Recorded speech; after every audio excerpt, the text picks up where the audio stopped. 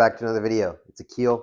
These videos are documenting my journey towards understanding the nature of the universe.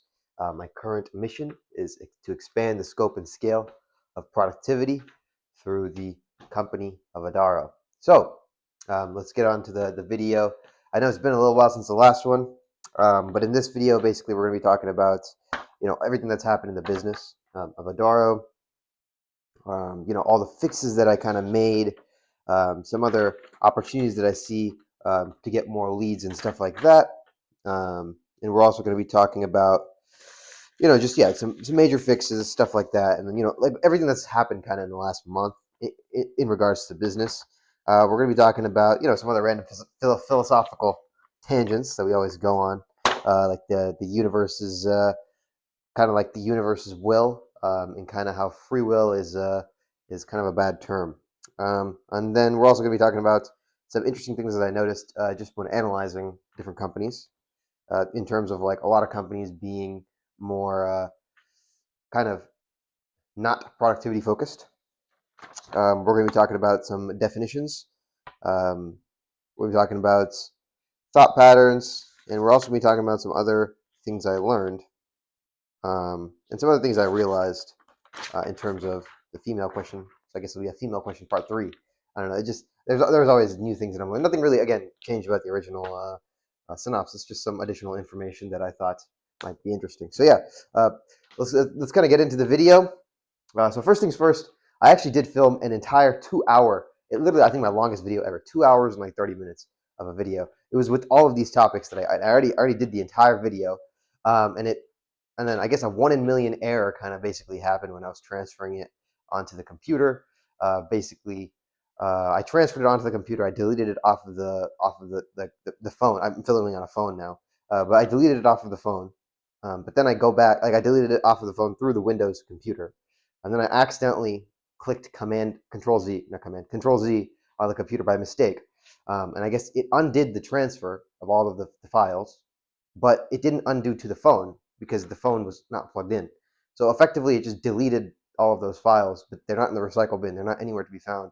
And then I did some research, and effectively, it's an accidental perma delete basically. So like, I guess I can't even get those files back. And I tried to do like a iPhone recovery type thing, but basically, essentially, what happened is that you can't recover it because what you deleted from the computer, so it is permanently deleted from the phone. So you can't go through recovery. Like if you delete it on the phone, then you can recover it. But if you deleted it from the computer, like via like the phone, but via the computer, then effectively it's gone. So, it is what it is. But anyway, honestly, that 2-hour long video was essentially, I think I went through I was too, kind of all over the place, and I ended up making the video too long anyway to begin with. I think since I already did it one time, I'll have a way more efficient, kind of run through of these topics, and I'll do it in a way that doesn't end up taking 2 hours. I'll do it more efficiently, probably with more information and a better, better succinct way of communicating. So anyway, all in all, it is what it is.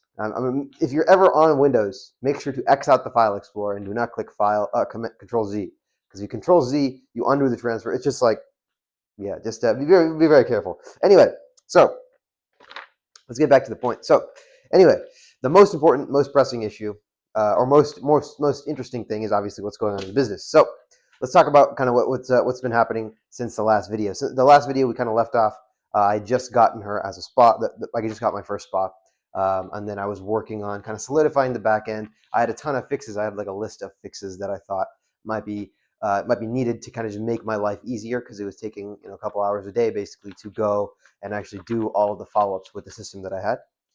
So yeah, I went through. I did like all the majority, like the major fixes that I thought were necessary. I kind of went through. I sorted them by like, okay, can we wait on this? Is this going to be like I kind of just did it on a return on investment perspective. Like, okay, if it takes an extra 2 minutes per day or 5 minutes per day, it's not worth fixing right now. We can just wait until we solidify the business model and then all of that. But if it's taking me like an extra like 30 minutes a day, then or like 10 to 15 minutes plus per day, that kind of adds up, because if I'm doing this 7 days a week, if it takes 10 minutes extra per day, that's 70 minutes, that's an hour I'm wasting every single week. And if we bill 4 weeks, that means every month that we bill for, I'm wasting 4 hours for what costs 10 minutes a day. So then it makes sense. Okay, hey, let me just, if I know I'm going to be doing this for the next month anyway, let me just fix that thing right now. Let me just take that 1 or 2 hours to save an extra 2 hours in the back end, essentially.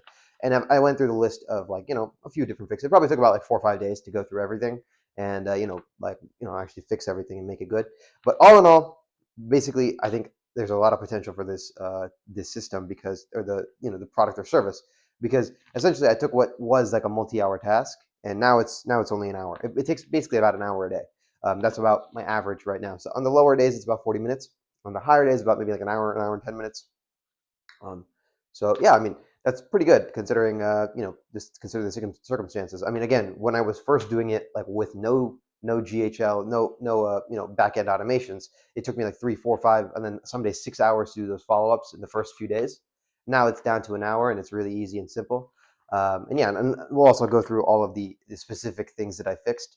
But just overall, I think I'm pretty happy about the fact that, hey, I took I kind of figured out the business model within about a month. Essentially, I took what is a problem that might take a few hours to solve per day, and I shortened that down to an hour, and I was able to outsource that. And I mean, that's it's good for me to know that, like, hey, even if, let's just say, the lead follow up thing is specifically not hitting, I can always adjust the problem set, and I know I can have a solution within a couple of weeks. I can create the solutions, I can create the systems. That's not the problem. It's really just, I mean, obviously, the first 80% is the easy part. The last 20% is obviously the hardest part. But in general, what I'm saying is that I'm confident in my ability to create a system that is valuable for a consumer, if that makes sense. So, a consumer in the sense, for a spa or for a business, I am confident in my ability to create a productive value.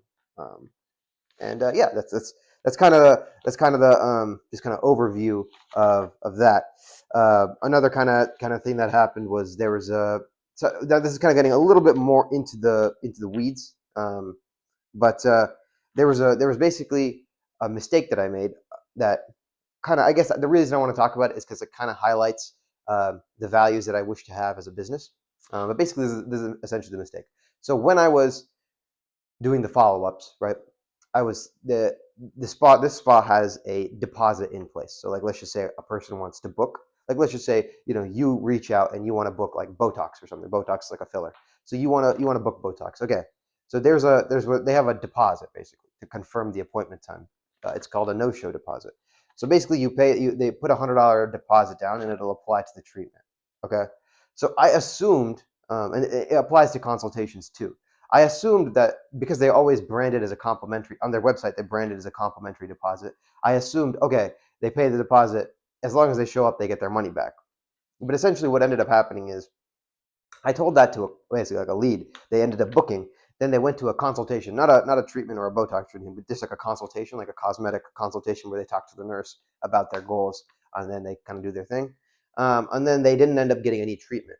Um, but basically, the deposit is only complimentary in the sense that they'll take the deposit amount and they'll apply it to any treatment, but they won't refund the deposit amount, if that makes sense. So they won't refund the $100 to you for showing up, but they'll apply that to any treatment you choose. So it's only complimentary if you choose a treatment, um, which I didn't really fully get it until obviously this lead that did the consultation came back to me and they're like, oh yeah, I want a refund. I just didn't really feel like I wanted to do any treatments right now. And then basically, like I talked to the spa and I was like, and then the spa is like, oh no, we don't offer refunds for that.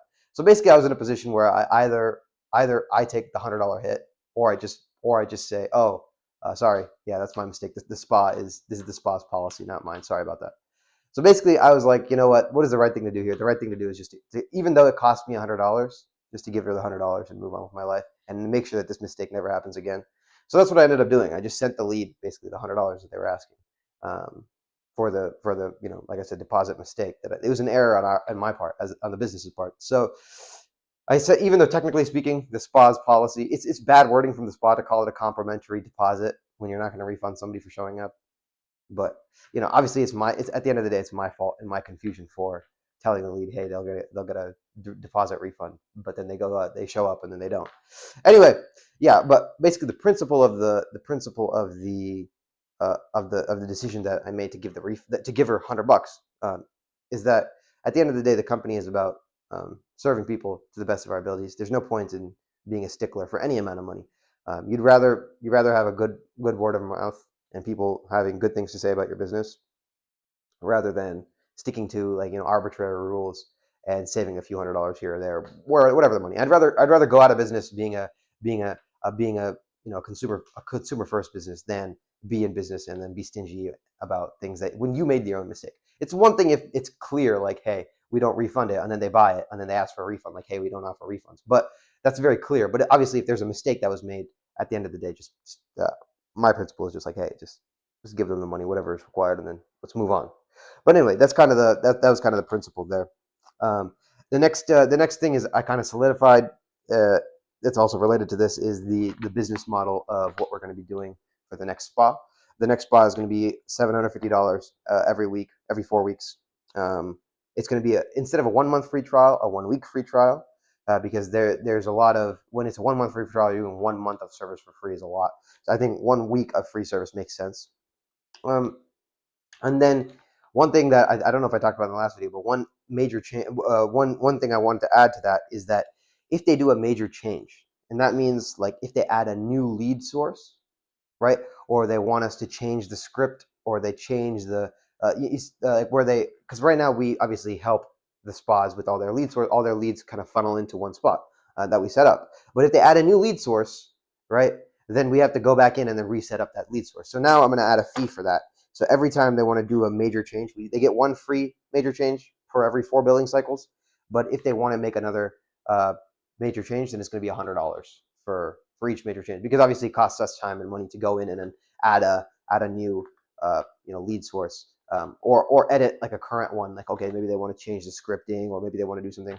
Then they get one free, but then after that it's $100, just to make it fair, because then they're going to ask us to, like, okay, we want you to do 5 changes every month. Okay, well, okay, it's not physically possible for us to be profitable and do that at the same time. So and then I think they're going to be there. I think I'm also going to, next time any spa asks, there's going to be, the setup fee is going to be 1 month, $750, or they commit to 4 billing cycles after the free trial. So I think that's fair. I think it's going to take me a lot longer to get my next spa, because obviously it's not going to be like, because the original offer that I made was $250, which is a subsidized cost basically. There's no way for anybody to make profit on that. So that's basically anybody who's interested would say yes at that price. But yeah, I think the next one is going to take a little bit of time. Since the last video, I probably made about, I've done quite a few DMs. I don't have the number on me right now, but I've done a decent amount of DMs. Currently, I think we're somewhere around like 11,000 total DMs. So that's good. And I do have a plan for what I'm going to do after DMs. What I'm going to do right after DMs, once I go through the entire country, is I'll obviously go back through all of those and then do a second DM to every single person. But that'll be much faster to do the second one, because I already have the list. I just go back in, click, boom, boom, boom, DM.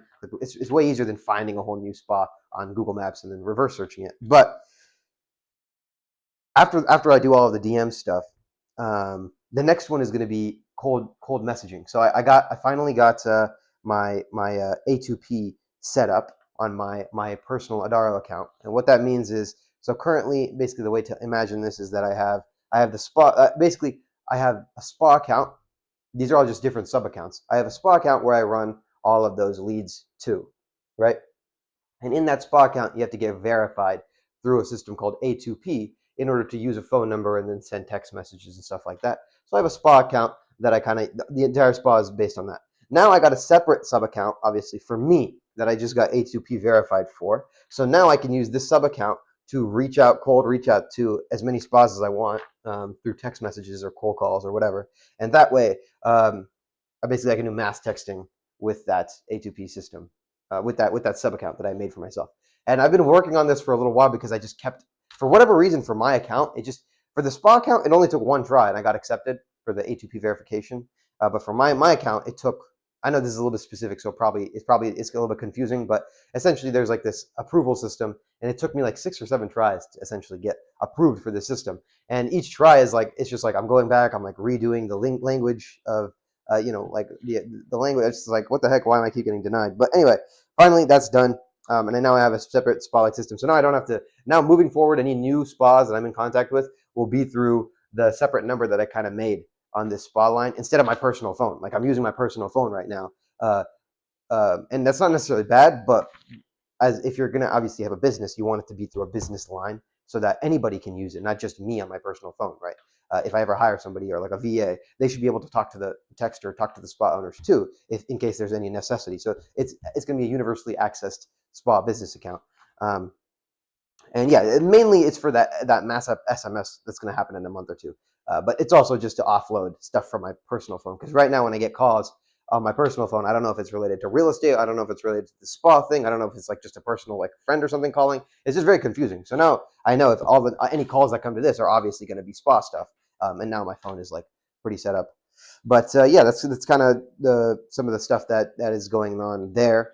And now I guess we can kind of go into some of the major fixes that I did on that system to save a bunch of time. So yeah, let's go through those fixes. All right, yeah, we'll go through the fixes. Sorry, I actually just checked. So I did 7,000 DMs since the last video. I had a couple good, what do you call it, like calls, and a couple good leads. One of the calls I had, I know this is a little bit of a tangent, but yeah, one of the calls I had, it was a really good, it was an interesting person. I don't think he's fully qualified because he's not getting that many leads. But when I said the price of 750, he really didn't react in any like negative way. He was like, okay, cool. So that tells me that like price wise, spa owners kind of are not too price sensitive. I think $750 to $1,000 is pretty reasonable, and I do feel like we might have some upside for bigger spas as we go on. But anyway, yeah, we haven't got our next spa yet, obviously, but we're working on it. I'm sure in the next couple months we'll probably get our next spa. But yeah, anyway, let's get to the major fixes. So number one, I think the thing that's there are two things that really saved a lot of time. One is the voicemail drop, and I'll get into that in just a second. And then the other one is going to be the metrics type thing. So let's just talk about the voicemail drop first. So the voicemail drop is obviously in every call that you make for the spa. When I'm reaching out to like leads, let's just say the person reached out for Botox, then at the end of the call, if they don't pick up, then I would leave a message like, hey, we noticed you reached out to the spa. Did you have any questions? Blah blah blah. Would you like to schedule a consultation? But the problem is when you do that, it obviously takes like 20 to 30 seconds every single time, and that obviously starts to add up. So like let's just say you make 10 calls, that's 5 minutes, because if everyone takes 30 seconds, that means two calls is a minute that is now lost. So obviously 10 calls, that's an extra 5 minutes, and on average you're probably making 15 to 20 calls per day.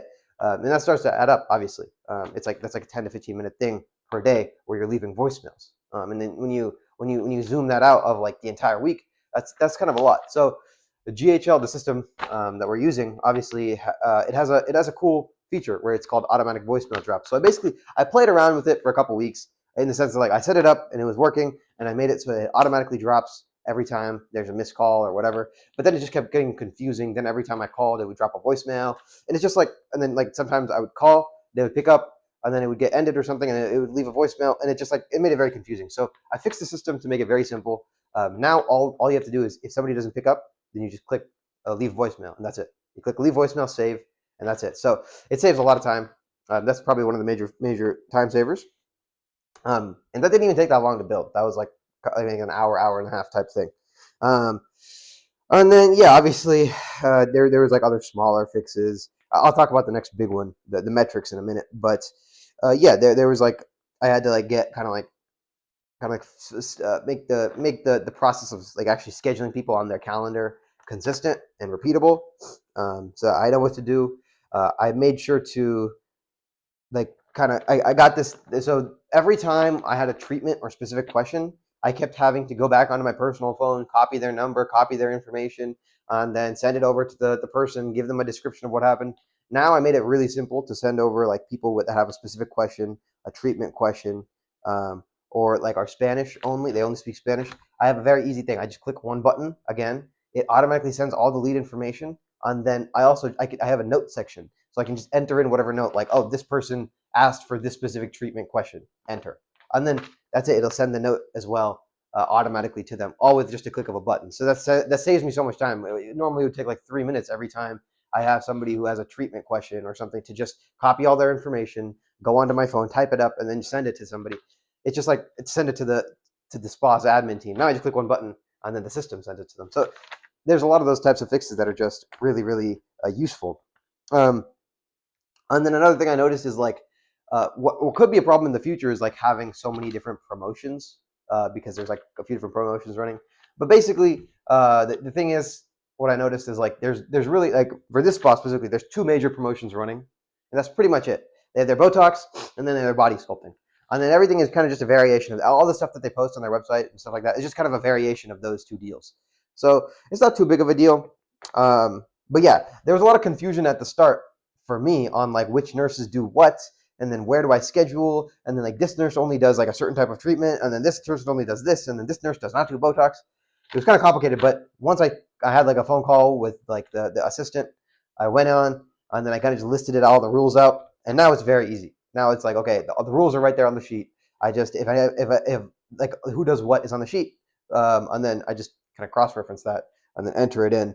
It's much easier. That is, I basically now have an entire backend sheet that I created that answers all the questions, and I created a template one. So any future spa, I have all those questions that I'm just going to ask at the start. Like, okay, which nurse does what? How do you want us to respond when somebody says they want to do the Botox deal? And then like stuff like that. It's just like simple stuff that, again, we don't touch specific treatments or anything like that. But when we're going to go to schedule a consultation or scheduling a specific deal, that's like an ongoing like thing that they're advertising. It makes it easy if we already have that information and we know what the hell we're doing. Not like what I did at the start. Obviously, is I was very reactive. Like I jumped in and then I have no idea this question, that question. Oh, what is this? Somebody's reaching out and asking about this. What do we do this? What do we do this? So now it's a lot more succinct because I have that sheet. I have all the information kind of laid out. It's very easy now, very easy. But yeah, the next major thing was going to be the metrics that I fixed. That one actually took a few days to fix, but I think it'll be so much easier now moving forward with any other spa or anything. What really took a while with the metrics is that what I mean by that is like every single day I'm sending a daily report to the owner. Like, hey, this many new leads from Botox came in, this many new leads from body sculpting came in, this many new leads from your Facebook came in, stuff like that. And before, I would have to go through my email list because I have automatic emails that send me whenever the new lead comes in. Hey, go reach out to the lead because a new lead came in. Like it sends me a notification. So I was going through each of the notifications and then cross-checking what happened to the lead and then entering it in. And it just probably took about 25 minutes, 30 minutes every single day when I was doing this. But now I basically made it. It's kind of a really specific solution, but I'll kind of just describe it in a general way because if I specifically tried to give like a specific example of what I did, it would be too complicated for anybody who doesn't understand the system. But basically, I've made it so that now all I have to do is just click one filter and I can see all the amount of leads and the result for the day. I click the next filter for the next set of leads. Like I click website leads. It shows me the leads, and then it shows me like, oh, this lead was not interested. This lead was wrong number. So I can just see, okay, total 5 leads. 2 of them were not interested. Okay, 3 that didn't answer. 2 not interested. Done. It's and then I do that for then I just click the next filter. Boom for Botox. Next filter. Boom for body sculpting. Next filter. Boom for Yelp. And it's very easy. Now the metrics, it literally takes 4 minutes a day. Yesterday, a couple days ago, I timed it. Take 4 minutes. It pretty much takes between like 3 and 5 minutes every single day to do the metrics now. So I just copy those, put them into the email, and that's it. Send it out. So yeah, what took a 30-minute task is now it only takes 5 minutes because but it did take me like 3 days to literally sit down and like okay, how am I going to fix this? What am I going to do? Okay, let's plan this out correctly, and I actually fixed it, and it's so much better. Like so much better. Like going through emails to figure out what happened to which lead is just so annoying. But yeah, that part now that was the next major fix.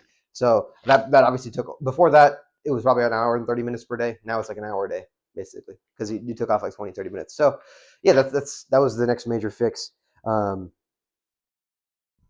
then so basically, I guess I forgot to mention this earlier, but I don't know if I mentioned this, but basically I got the spa owner to upgrade her plan basically. So she wanted us to do missed calls too.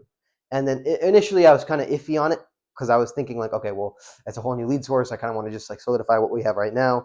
But then I kind of realized I was thinking about it more. I was like, okay, it's really easy for me to segregate between existing and non-existing and new clients because in her system, any new call that comes in,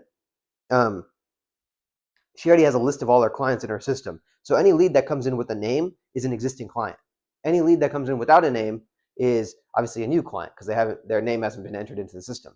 So I can kind of easily segregate it. That's what I noticed. I just did some kind of preliminary digging before I said yes or no. And then basically I can see that, hey, the new versus existing, I can see that very clearly. And then also the next thing that I noticed is that all I'd really have to do is it just any new missed calls, I just forward it to my spa thing, the spa account that I created, and I can just follow up with them like any normal lead that I follow up with. So basically, I told her, okay, yeah, we could do it, but we're gonna have to put it in the extended plan at $500 a month instead of 250. So she initially was like, she was kind of hesitant because she felt like, okay, $250, we're doubling the price, but we're only adding one lead source. But then I kind of fundamentally, that's obviously because the service is fundamentally mispriced. Obviously, it shouldn't even be 250. It should be like 750, but it's okay, obviously, because that I'm getting paid to learn. The 250 was the best subsidized cost ever. But anyway, that's besides the point. The point is that so she said no. So then I was like, okay, we'll do it for the first month. We'll do it at 300 instead of 500. You'll get $200 off. And if you want to continue at $500 a month after you see the results from the missed calls, then you can. So then she said, okay, fine, yeah, for that. And then now I got paid $300 last month for the next. The billing cycle ends in like 2 weeks, or actually a little bit less. Actually, it's like 9 days, 10 days. But yeah, the next billing cycle starts. But basically, I got her to upgrade to missed calls, and it's half because I don't want her to be at 250, and then half because I actually want to test to see if we can do missed calls. And it was a very valuable test actually, and so yes, we can do missed calls, and it actually works pretty well. So the missed calls are pretty decent lead quality. I'd say we got like 4 bookings, three bookings. I think the fourth one was booked by the admin, but 3 bookings in the last about 2 or 3 weeks. Like 2.5 weeks. So 3 bookings in the last 2.5 weeks is pretty good. It's pretty good, honestly. It's not too bad. But yeah, basically, there was a couple things that I made errors that I'm very glad that we did not continue. So one of those errors was incoming texts. Luckily, I didn't brand that to her, but I also tried to do missed text too. But then I realized the amount of spam text that spas get and the amount of spam text that and it's very hard to segregate between existing and new client and then like somebody who's just texting. It's just like super complicated. So we're just never going to do incoming text. We only do missed calls. And it's also like not that valuable because somebody can just it's texts are usually not that time sensitive. So calls are like somebody has to obviously pick up the call. So yeah, basically missed texts I basically deleted. And if she asked, I'm just like, oh yeah, we only do missed calls. But yeah, that was like a very very, very, very, very good lesson. I'm glad that I didn't market, to like another spa, like, oh yeah, we help with missed calls and texts or whatever. And then, in the back end suffering like, oh shoot, we can't really segregate from like who's a real client, who is a spam, what is this, what is going on. So it's just like, yeah, I'm so super glad that we did that I made that test. And then I also, I learned about like webhooks and stuff to make it easier to just send information from one Go high level account to another. That's a little bit specific, but overall it was a really good test. I'm not sure if she'll continue at 500. We'll see. I don't know like what her expectation is on like how many bookings she wanted to actually continue at the next price of 500. But either way, even if she chooses to go back to the $250 a month thing, and then we turn off the missed calls, a month or two from now, I'll just basically say, hey, we're getting rid of our basic plan. We only offer the extended plan at $500, and then from there she can choose if she wants to stay or not. But the system works, and I know it's valuable because we are getting consistent bookings. Also, I know it's valuable because a lot of people are booking. We got bookings, and a lot of people are responding after day 2 or day 3, which I know 100% that a spa would never be following up with somebody that consistently for multiple days. But I know now, like people are responding on those final days when I text them, like on day 3 or day 4. Obviously, when the system automatically texts them, then they respond, and then that turns into a booking. That's somebody who probably would have been forgotten about. Like a spa is not going to follow up with somebody that consistently. But luckily, with the system, I'm able to do that. So I definitely think there is real value there. And, for a bigger spa especially, I think it could be very heavily valuable when we're talking about like, okay, over the course of a month, you might get 2 or 3 extra bookings. Each one of those clients might be worth, 2 or 3 extra bookings with the deposit. Imagine if you had no, because a lot of people say no when it comes to a deposit.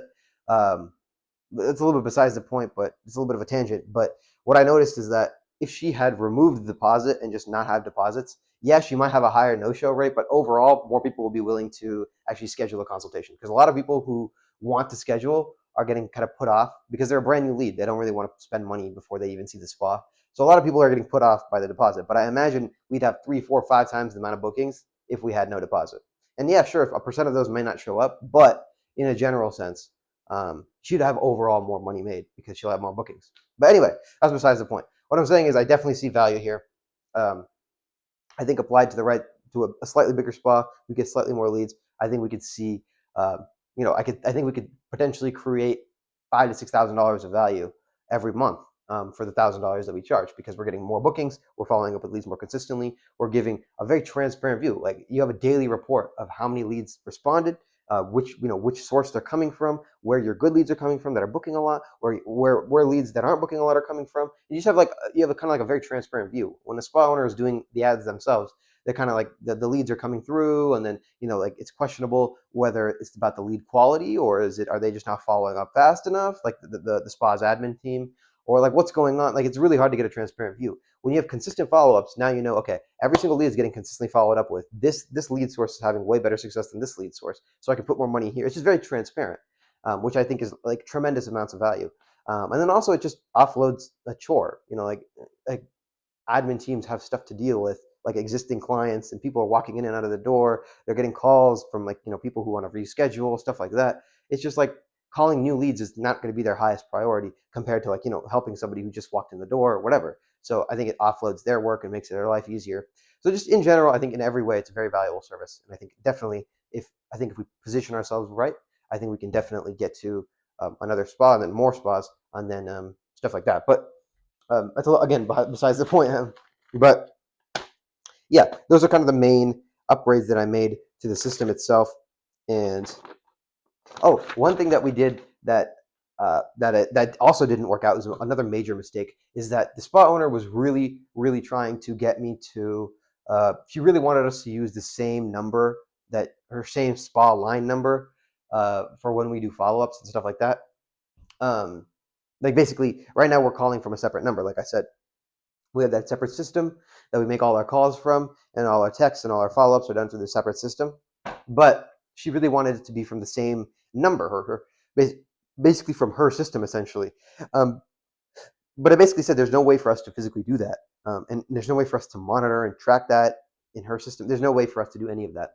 But basically, I ended up finding online this compromise that could potentially work, where you kind of mask the number. It's called call masking, where the phone number that you use in your system is kind of masked with whatever number you choose.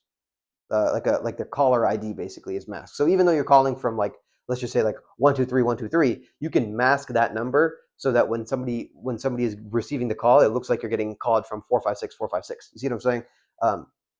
And that's essentially, I tested that out for her because she kept asking me. So I was like, okay, fine, we'll do this. We have this compromise where we can put the masking on. And then I basically did the masking. But then what I realized is that, okay, when somebody calls back the number, they don't call back to my number. They call back to the 456 number. So then it goes back to her small main line. Then it just then I can't track what happened to that lead. Did they call me? Did they call him? Then then the spa's admin team has no idea what the heck is going on when somebody calls and they're like, oh yeah, you gave me a call. What do you need? Then the spa's admin team are like, what? It's just it's everything is super confusing. So, and then I kept getting a weird loop where I would accidentally, so I would obviously text. I would do my reach outs on my spa line. I would give a call to whoever, let's just say a Botox lead. Then the Botox lead would call me back, but then it would call back to the main line.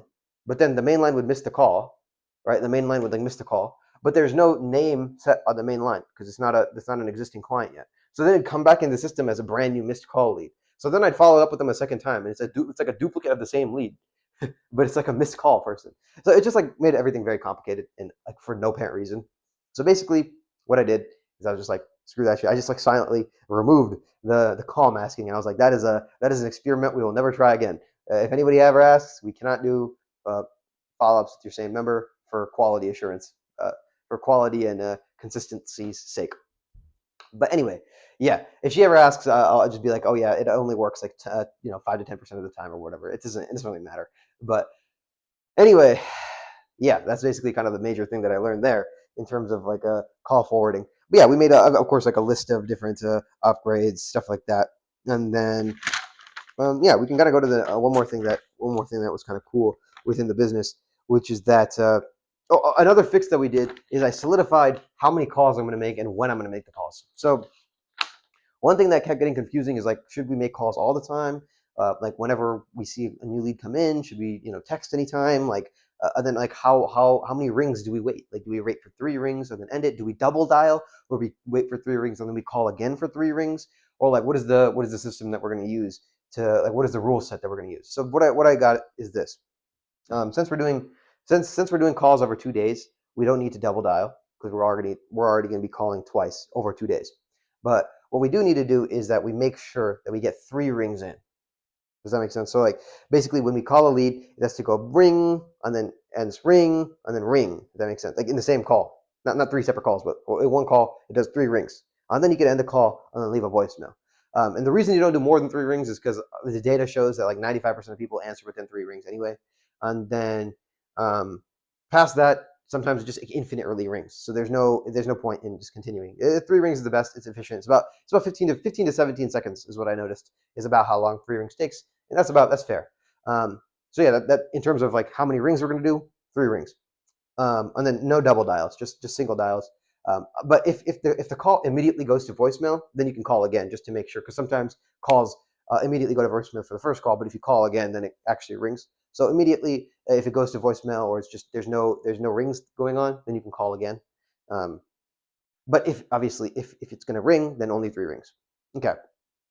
Then when are we going to do calls? Because I don't want to be doing calls at like 9 p.m. obviously, or should we be doing calls at 9 p.m. if we get a new lead at 9 p.m. So I kind of solidified that where we only make calls between 9 and 6 p.m. But we're only going to advertise 9 and 5 p.m. The last hour between 5 and 6 is like a buffer. Like sometimes you have call like for internal team. Yeah, if you want to, you can make calls between 5 and 6. Or if like you're texting with somebody or calling with somebody, you can continue the call until 6 p.m. But 6 p.m. is the hard cutoff. No calls after 6 p.m. No new calls. Obviously, if you're on a call, you can go past 6 p.m. But no new calls after 6 p.m. But messaging, if somebody messages us and we message and they want to message and they want to book, that can be done whenever. But the point is, we just don't want to call people after 6 p.m. or before 9 a.m. because it's just like it's like kind of not a. It's just not, because there's been a lot of people that are just like, why are you calling me so late and stuff like that. It's just not professional, and it's just operationally complex. It's like we don't want to have a 24-hour person, kind of staffing. We don't need that. What we need is just somebody between 9 and 5, and then if they want to make calls up till 6, they can. But 9 to 5 is what we advertise. But messaging can be done anytime. So like if somebody wants to book and a sales rep is available at 8 p.m. And they start messaging, then they can still get booked at like 8 p.m. if that makes sense. But yeah, that's kind of the system there. And yeah, that's kind of pretty much one of the major fixes there. And then the other thing, so there's 2 things that I want to talk about here that are pretty interesting and could be cool for future, a couple future opportunities. Not like different services or anything, but just like future opportunities within the same thing. And what I mean by that is not really, okay, I kind of complicated it, but one is to get more leads. So there's basically the spot owner that I'm with right now, they signed up for a new marketing company. And this marketing company actually, they reached out to her through cold texting. And I actually saw the text chain that, because it's on their spa system, on their personal system. I was just like kind of scrolling through when I was doing the follow-ups manually by hand, like on a spreadsheet. I was scrolling through the new leads, and then there was like this marketer who actually reached out, and then basically through cold texts, which is why I got the idea of doing cold texts. But he reached out through cold text, and the spa owner kind of onboarded this marketer into her system. The marketer wasn't great. I don't know, but they basically, I don't know what happened, but basically they started sending us new leads, and then they like kind of realized that their leads were like not good at all, because we had like 2 or 3 weeks full of no bookings, and they sent us like 30 or 40 leads, but none of them were even like good quality leads at all. But that's besides the point. Anyway, this marketer guy, he's like actually my age. He's like 21 or something, and he lives in LA actually, which is quite kind of funny. But anyway, besides all that, this marketer was actually, I talked to him about our business and what we do, because the spot owner tried to get me in contact so we could get it into the pipeline so that we follow up with his leads. But what I realized was that marketers actually really want a spot, like a service like ours, to follow up with leads, because marketers hate when they send leads to a spa or to like any client, and then they're not following up with the leads, and because of that, their close rates don't look that good. Like their marketing, it looks like their marketing is bad, but in reality, the spa is just not following up with the leads. So it gave me an idea, like, okay, in the future, maybe not for this specific marketer, but maybe I can reach out to bigger, more established marketers, and then I can say, hey, if you refer us to the spa, one, you're going to be boosting your rates, and then two, we'll give you like 20% of what we make for the next 6 months or something.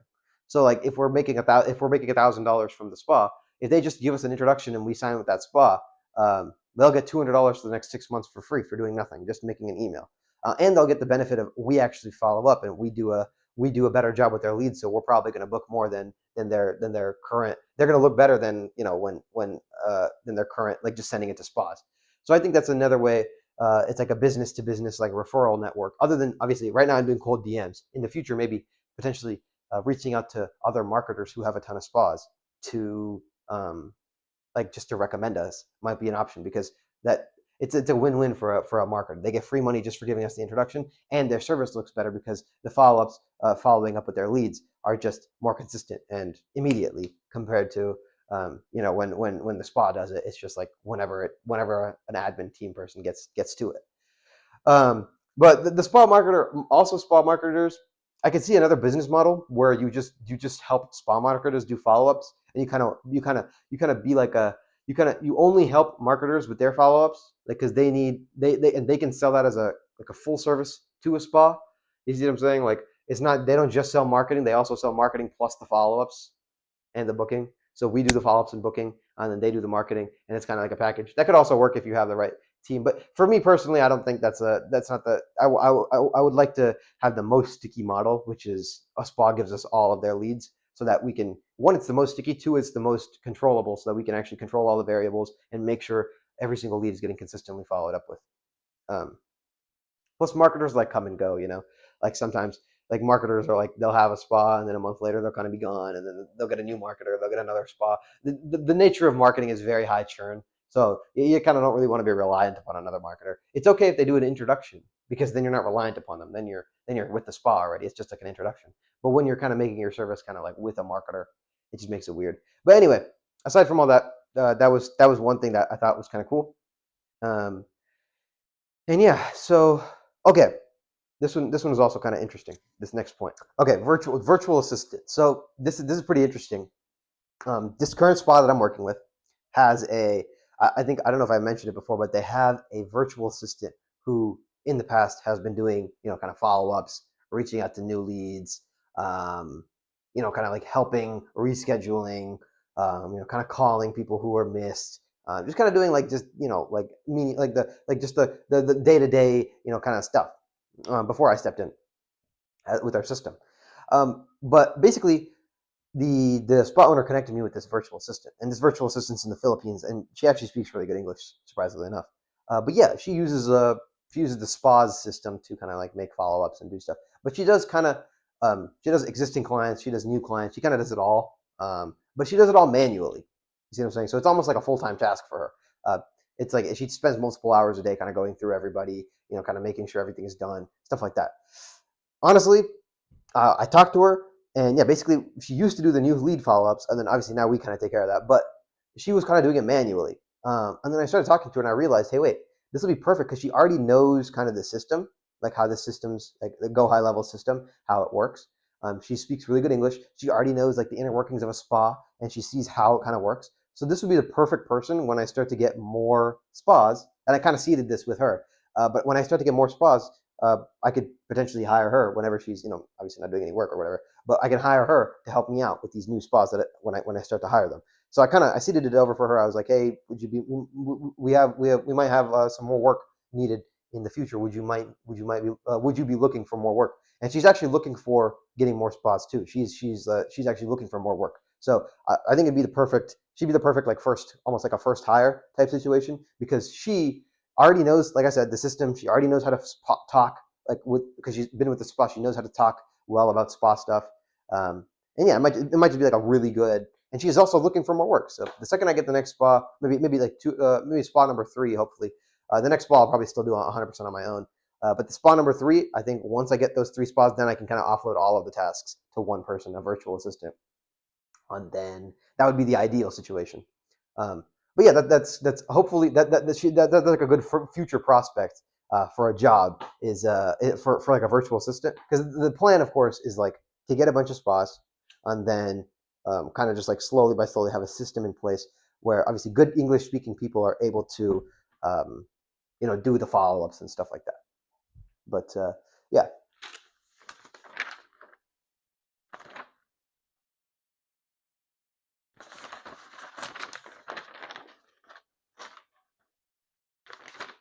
Okay, and then I wanted to talk about real quick, still on the business. What I want to talk about is the next step. So right now, I know this is like obviously thinking a little bit far in advance, but I really do feel like basically that this is like a product market fit. I know we only accomplished. I remember last video we said there was two major goals. One was to get the first spot, like this spot, to pay $250.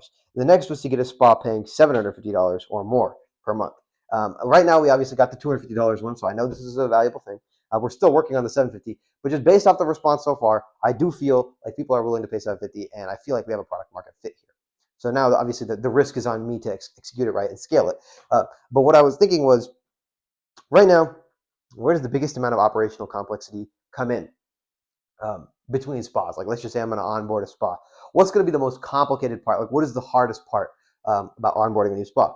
Well, it's really just going to be like the customization, right? Because it's like each spa, although we are doing the cookie cutter try to thing, like one thing, like follow-ups to follow-ups, in general, every spa is going to have a different set of promotions going on. They're going to have different language that they want us to use, which is fine. It's completely fine. But what it is just kind of like if you're going to scale to like 10, 15, 20 spas, that obviously adds up. And it's a little bit complicated where, like, let's just say, like, I have a couple assistants. One of the, not assistant, but a virtual assistants, like the people like in the Philippines making calls. It's going to be complicated for them to like kind of go between four completely different spas. And then like, oh, this spa, they have a deposit. This spa has no deposit. This spa only has this. It's like kind of confusing. Like, okay, they might make a mistake and then say the wrong thing for this spa to this spa. And it's just confusing, right? Because like, especially if they're like following up with leads in real time, it's kind of like they're going to have to really know the spas that they're following up with. Otherwise, it'll get confusing really fast. But what I noticed was that there are huge franchises, not only of med spas, but like very similar industries, like med spas. There's med spa franchises. There's tattoo removal franchises. There's IV drip franchises. There's like body contouring, like the cool sculpting franchises. There's like many different types of franchises in this kind of like med spa space, and each one of these franchises has like hundreds of locations. Like a lot of them have like hundreds. Some of them are on like between like 30 to 50. But like tattoo removal franchises, there's like a ton. Hair removal, laser hair removal, there's like hundreds like franchises, and they're all under the same franchise like company basically. Like let's just say like Restore Hyper Wellness. They do like IV, and they have like probably like about 150 locations across the country. And if I can, like the next step, like after I solidify the business with like 3 or 4 spas, I think the next step would be to target just one of these franchises first, and then see if like I can just do a test for like on one of their corporate owned spas or something, and just show them like to the franchise, like, hey, this will give you like for the $1,000 that you spend or whatever $1,200 that you spend on us, you're going to be getting like a $5,000 $6,000 return per location because they're going to have better clarity of where to invest their money. They're going to be getting all the leads now are actually going to be getting followed up with consistently over multiple days instead of like an admin team doing it like kind of sporadically. And also on top of all that, it's gonna save time from the admin team so they can focus on the existing clients and all the stuff that's going on into the thing. So overall, we're talking about a $5,000 or $6,000 value, only $1,200. It's only going to cost you like $1,200 a month, and we can show you on a test spa. Like let's just say you have a corporate owned spa, and we could do a test for like 2 or 3 or 4 months for free, completely for free, so you can see the value, and then if we can do this effectively to a franchise, and then as a franchise, you can recommend this to your spas to gain more money. And I'm sure if let's just say the franchise is recommending it to like their 100 spas or whatever, at least 10% or 20% might be interested. And of those, maybe like 50% might want to try. So that's potentially like for each franchise, at least 10 spas that could be a potential, or more, 10 or more spas that could be a potential like lead. And in between those 10 spas from that franchise that let's just say sign up, they're all going to be very similar because they're going to be same branding. They're probably going to have pretty similar promotions going on. They're going to all have pretty similar, like the consultations and systems that they use. So pretty much everything, all of the customization that we're going to do is going to go like, there's this much customization between 2 completely different spas, and then this much customization between the same franchise spas. So I think that the goal after you solidify, after I solidify the first three spas or four spas, 3 to 4 spas, is then to target the franchises. And all I have to do is get one franchise at the start. Because like if you get one franchise, then you can scale to like 10 or 15 locations. Now you can use that as marketing. Like, hey, we're helping this franchise already. Like you guys should also probably look into this. And then it's gonna be way easier. You could potentially get now we're talking like you can go from like 10, 15 to like 100 locations now if you can get multiple franchises. And then the consistency is so much easier. The customization goes down, the profitability goes up, and it's just like everything works out really well if you can get to that franchise, that advertising to the franchise board, like the people who are in charge of like the franchise itself. But yeah, that was kind of the thing that I was looking at. I was like, hey, this might be a good like a in the long term. Obviously, right now there's a bunch of steps to get there. I have to still do a ton of reach outs, like months and months of reach outs to get my next spa. From there, actually solidify it, make sure that the model, there's no like random big errors or big holes that we're missing. Make sure it works consistently every single day.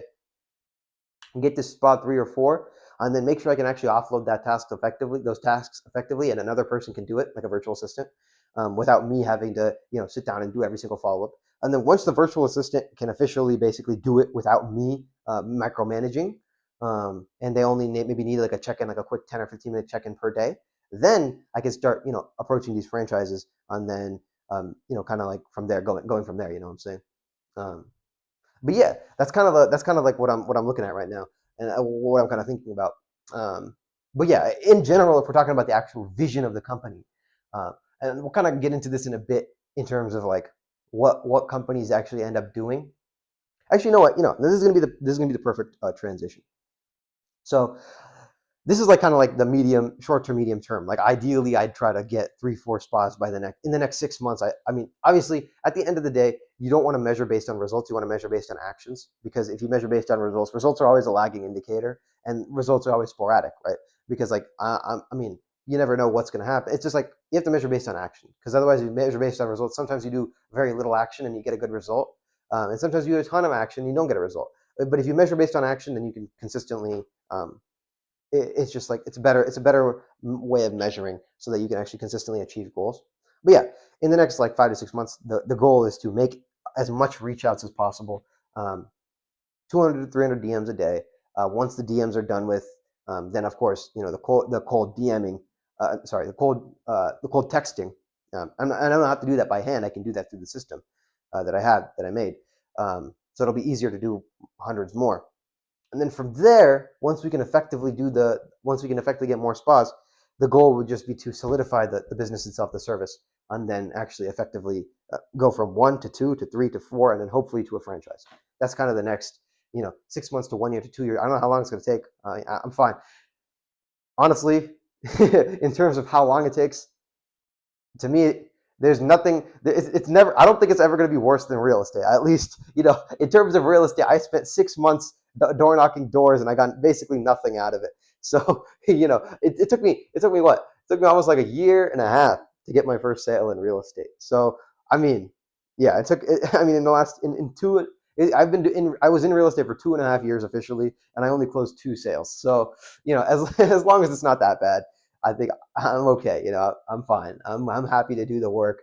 I mean, I'm completely cool with it taking months and me not getting another spa. I'm happy to, grind out that work. Honestly, it's fine. It's all good. But yeah, the real estate thing is it's like a whole another level, because it's like, think about that for a second. I did 6 months of door knocking, like 100 doors a day. Like I had to drive an hour from my house to the door knocking spot, then an hour back. I had to spend 3 hours at the door knocking spot, door knocking every single day for months with no reward. So this is honestly just fine. Like the amount of reach outs and the amount of like people who are responding and having good conversations, and I already got a spot within the first month, or within about a month and a half. So it's so much better. But anyway, that's besides the point. So where this is going. So long-term vision, right? Long-term vision. Obviously, we talked about like short to medium term, but like long-term, like 10, 20, 30 years plus. Ideally, expanding the scope and scale of productivity is not obviously just limited to helping spas or helping small to medium businesses with their follow-ups, right? Because I mean, of course, the total addressable market for follow-ups, if you expand to all small to medium businesses, is probably close to like it's like in the billions of dollars per year. And realistically, you'd be able to capture at least $1 billion of revenue per year at an end state of lead follow-up, if that makes sense. So like if I spent like the next 20 years, like essentially like honing in on just lead follow-up and all that, you probably would be looking at like $1 billion a year business. Because honestly, if you look at the total small business market and you look at the small to medium-sized business market, this kind of business applies to like so many people. And even if there's tons of competition, that's completely fine, because honestly, like once a spot kind of gets set with one person, they basically, the cost of switching is so high that even if you start to raise prices, even like between competitors, if one might be slightly better, the cost of switching is so high that they'd rather just stay the same. But basically, what I'm saying is it's like $1 billion a year business. But what is the mission of the company? The mission of the company is to expand the scope and scale of productivity. What does that mean? So that means this. Okay. Once I can solidify this is like long term. Obviously, it's like really long term. I know right now I only have one spot, so I'm not really. It's not really that relevant. But it's always good to have a long term vision of what you actually want. Otherwise, you have no idea what you're working towards. So, and you have no reason to get excited. But at least if you have a good long term vision to work towards, you can get excited. So here's the long term vision. The long term vision is this: we get either lead follow ups or another productivity service to about $500,000 a month to $1 million a month in revenue. Okay, why did I pick that arbitrary number? The reason I picked that arbitrary number of 500,000 to $1 million is because that's when you have about enough resources to kind of dedicate to another problem. Until then, it's really, you don't have enough, you're basically living hand to mouth. When you're about 500,000 to $1 million in revenue, to maybe $2 million in revenue per month, then you're not living hand to mouth anymore. Then you're like a decent sized company. You have options basically. You can kind of pursue another opportunity, and you have the resources to do so. Before that, you're just living hand to mouth. You need to just keep getting more revenue in order to survive as a business. But once you get to that 500,000 to $1 million a month, that's like when you've reached the stage where you have, kind of dry powder to put to a new problem. So here's a long-term vision. You get to that point, and then from there, it's you have two options, okay?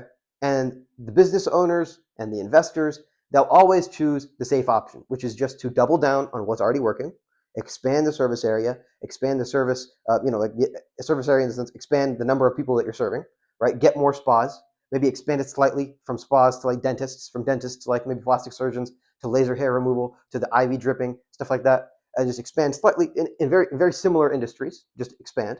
And then just keep consistently growing year over year by like 20 to 50% year over year, as much as possible every year. That's the safer option.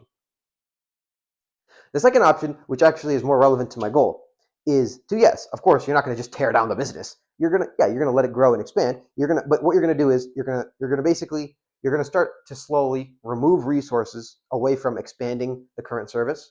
It's still gonna be expanding, like word of mouth and all that stuff. It's still scaling up. Like somebody else can kind of head that in the same company. Somebody can kind of manage all that lead follow. But then the goal would be to start devoting resources to the next biggest productivity problem.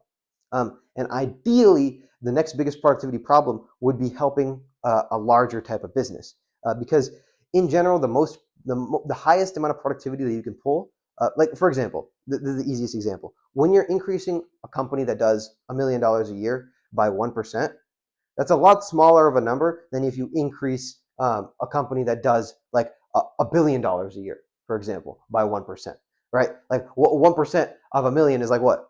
Like $10,000, right? It's $10,000. So if you increase it by $10,000, you created $10,000 of value. But if you do the same 1% on $1 billion a year company, what is that? That's like 100 million. That's 1 million. $10 million. That's $10 million, right? 1% of $1 million company, 10,000. 1% of $1 billion company, $10 million, right? See what I'm saying? So like the same 1% increase, if you do it on a bigger company, it creates way more productivity, way more leverage. So if the goal is to expand the scope and scale of productivity, the goal is not to necessarily always help small to medium-sized businesses for the rest of the company's history. No, the goal would be to then take the resources and then choose the biggest problem that we can potentially solve, and then solve that problem the most efficient and effective way possible, and then expand the scope and scale of that problem set, right? And then you do that until you have enough resources to do the biggest human problem right now, the biggest human productivity limitation, which is transcending apism, which if you go back to my last video, I don't feel like re-explaining it, so just go back to my last video. You can watch the kind of the synopsis on what that means. But the goal, the long-term vision is not necessarily just purely lead follow-up, but the long-term vision is to take the resources that we make from lead follow-up, whatever, the $500,000 to $1 million per month or whatever, and then invest that into the next biggest leverage opportunity so that we can get enough resources to eventually one day transcend apism. But anyway, that's kind of the long-term vision of what we're going to do there. But yeah, I think we can go to the next subject. Now we're kind of get into like the more philosophical, random, tangential topics. But yeah, I guess this is the easiest corollary. The next corollary will be something I thought about a lot, but it is how most businesses don't do what I just explained, and I'm about to tell you why. Okay, so after a lot of thought, I have come to the conclusion that because of forcing functions and incentives, um, there really exists. Okay, so there's two things. There's the world as a whole, and then there's basically like the things that people value, and then there's the company side of this. But I guess here's where we'll start. Okay, let's just start at the company side because we just talked about like long-term vision of my company, and so let's just talk about like companies as a whole. So in to my understanding, basically, obviously I'm by no means a genius or anything, but basically this is to my understanding. There's two major essentially big variations of companies. Okay. And then we're gonna also talk about like what are the forcing functions and incentives of decision making in companies. But in a general sense, there are two kind of major versions of companies. There are the companies that appeal to kind of like to ape desires, to our human desires, but are not productive. Companies like this are like Louis Vuitton, or like like maybe Mercedes or something, or companies, or like all the entertainment companies, all gaming companies, stuff like this. They don't actually produce anything in terms of like productive value. The productive value is effectively none because like okay, what is productive about watching Netflix? Like nothing is productively increasing about watching Netflix. These companies exist to basically capture the value that has already been productively created. The other types of companies are companies that are increasing the scale and scope of productivity, kind of like what I'm doing in different ways. But companies like that are like Tesla, or like Nvidia, or like maybe AMD, or like Amazon, or like companies like that are actually or Apple or something. Because like when you use their service, you are more productive and able to make more money and able to move atoms with more leverage. If that makes sense.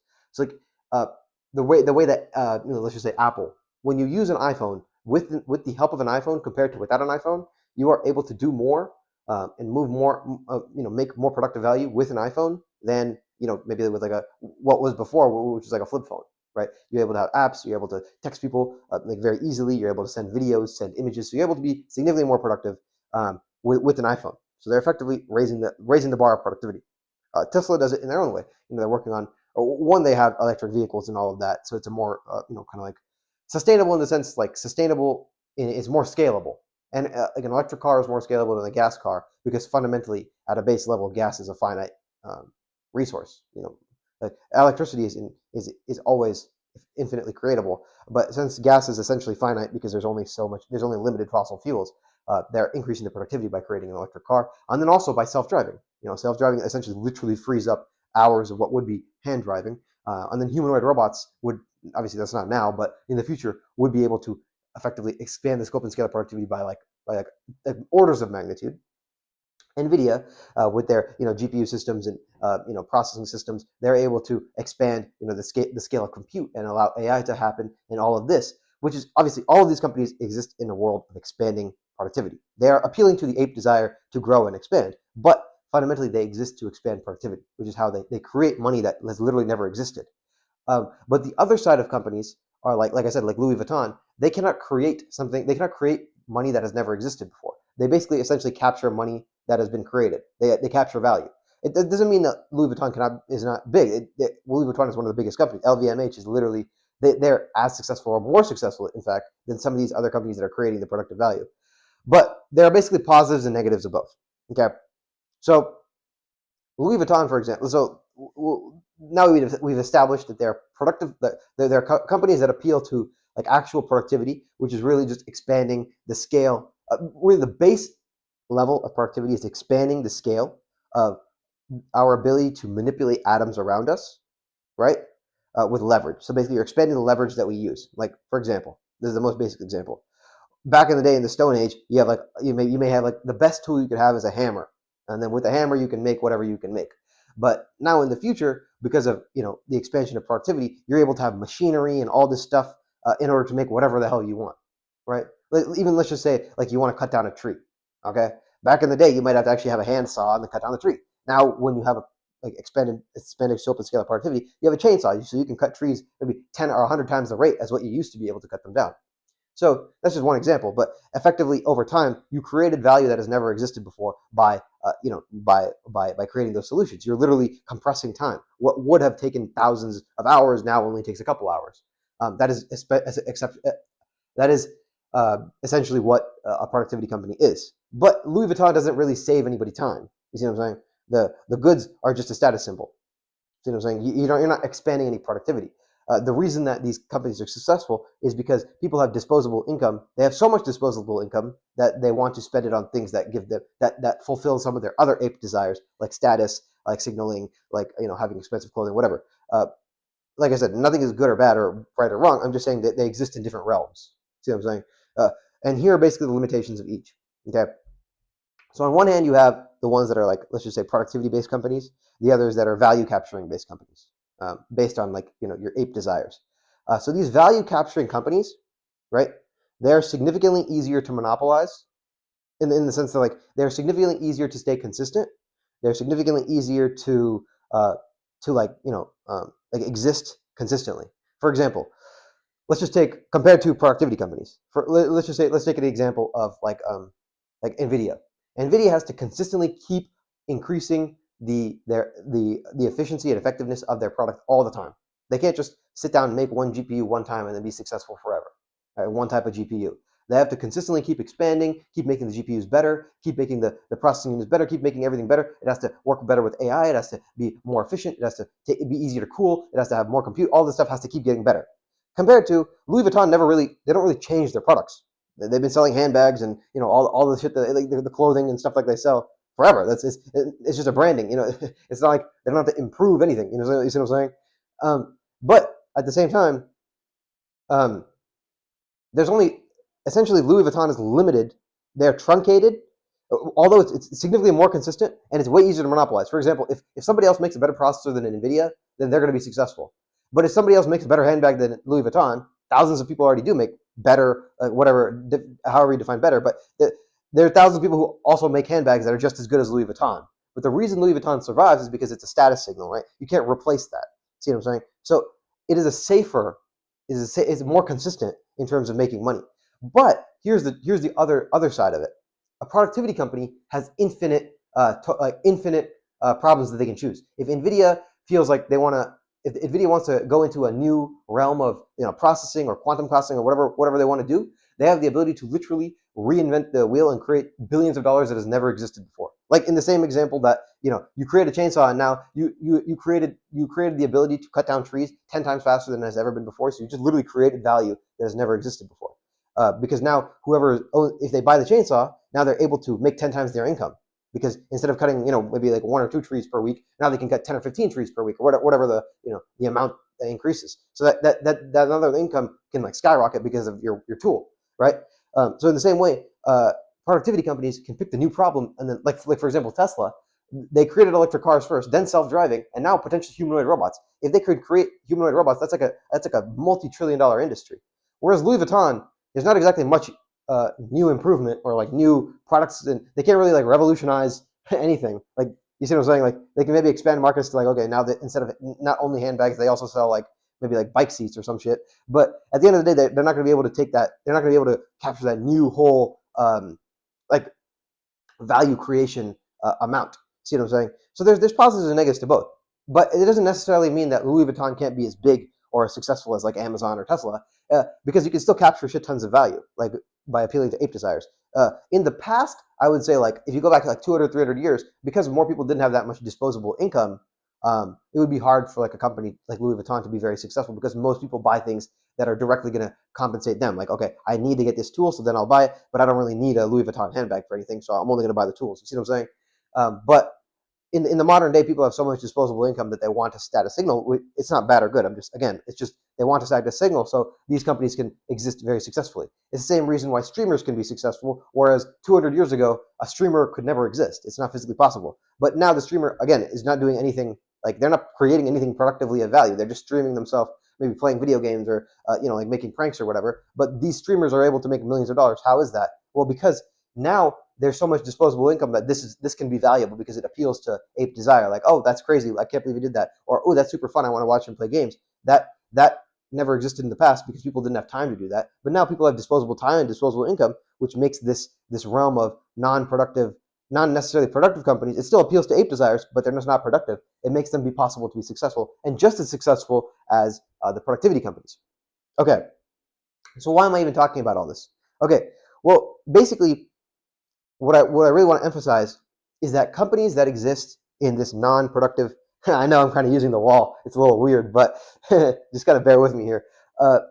Companies that kind of exist in this non-productive realm are going to be limited to the market conditions. And what I mean is this. So limited to the market conditions and stuff, they're going to be very geographically, time, and then like focus, constraint. It's just like, it's very variable. Very variable. And here's what I mean. So let's talk about Louis Vuitton, right? Louis Vuitton is obviously it's Louis Vuitton. It's LVMH is the parent company basically, and it's run by a guy named Bernard Arnault. And this obviously he started it I didn't think he started. I think he basically adopted the company or bought it out. There was some like a bunch of stuff that happened, but essentially like 6 years or something, he like took control or something like that happened, and then he kind of built it into what it is today over time with acquisitions and different things. But he bought it in a very unique time period, right? Which was about like 60. He was working on the company about 60 years ago, or like 50, 60 years ago, basically, and it was a very unique time period because there was no established incumbents, right? Disposable income was just starting to get to the point where people are actually willing to buy status signals, right? And the world was kind of getting more towards accepting that type of thing. If, for example, Bernard Arnault, with all of his knowledge and all of his, data set and everything and experience, was trying to restart and build a new Louis Vuitton or whatever from square zero right now, I think you would have a very, very hard time kind of recreating the same Louis Vuitton, because Louis Vuitton is kind of the brand is like built over like 150 years. It's a status thing. You see what I'm saying? It's like it's really hard to replicate is what I'm saying.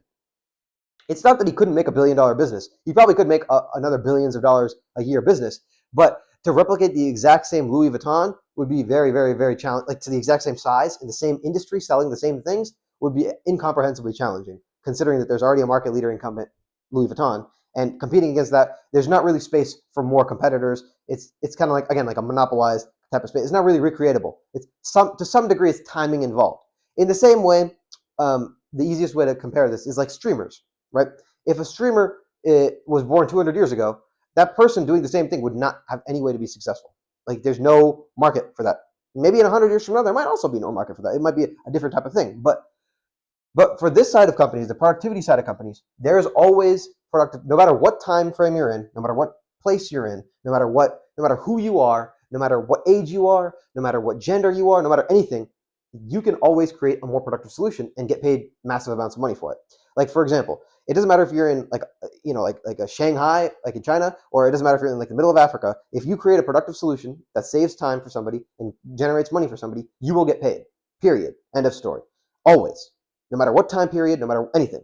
Productivity companies, even if, let's just say, if Elon Musk had to restart from zero today, there's 1,000 other problems that he could potentially put his energy towards solving and create tremendous amounts of value, right? It's not just space. It's not just, there's 1 billion problems that humanity has that could be compressed, could be creating productive value, and he could choose any one of those and create just as successful company as Tesla and all the rest.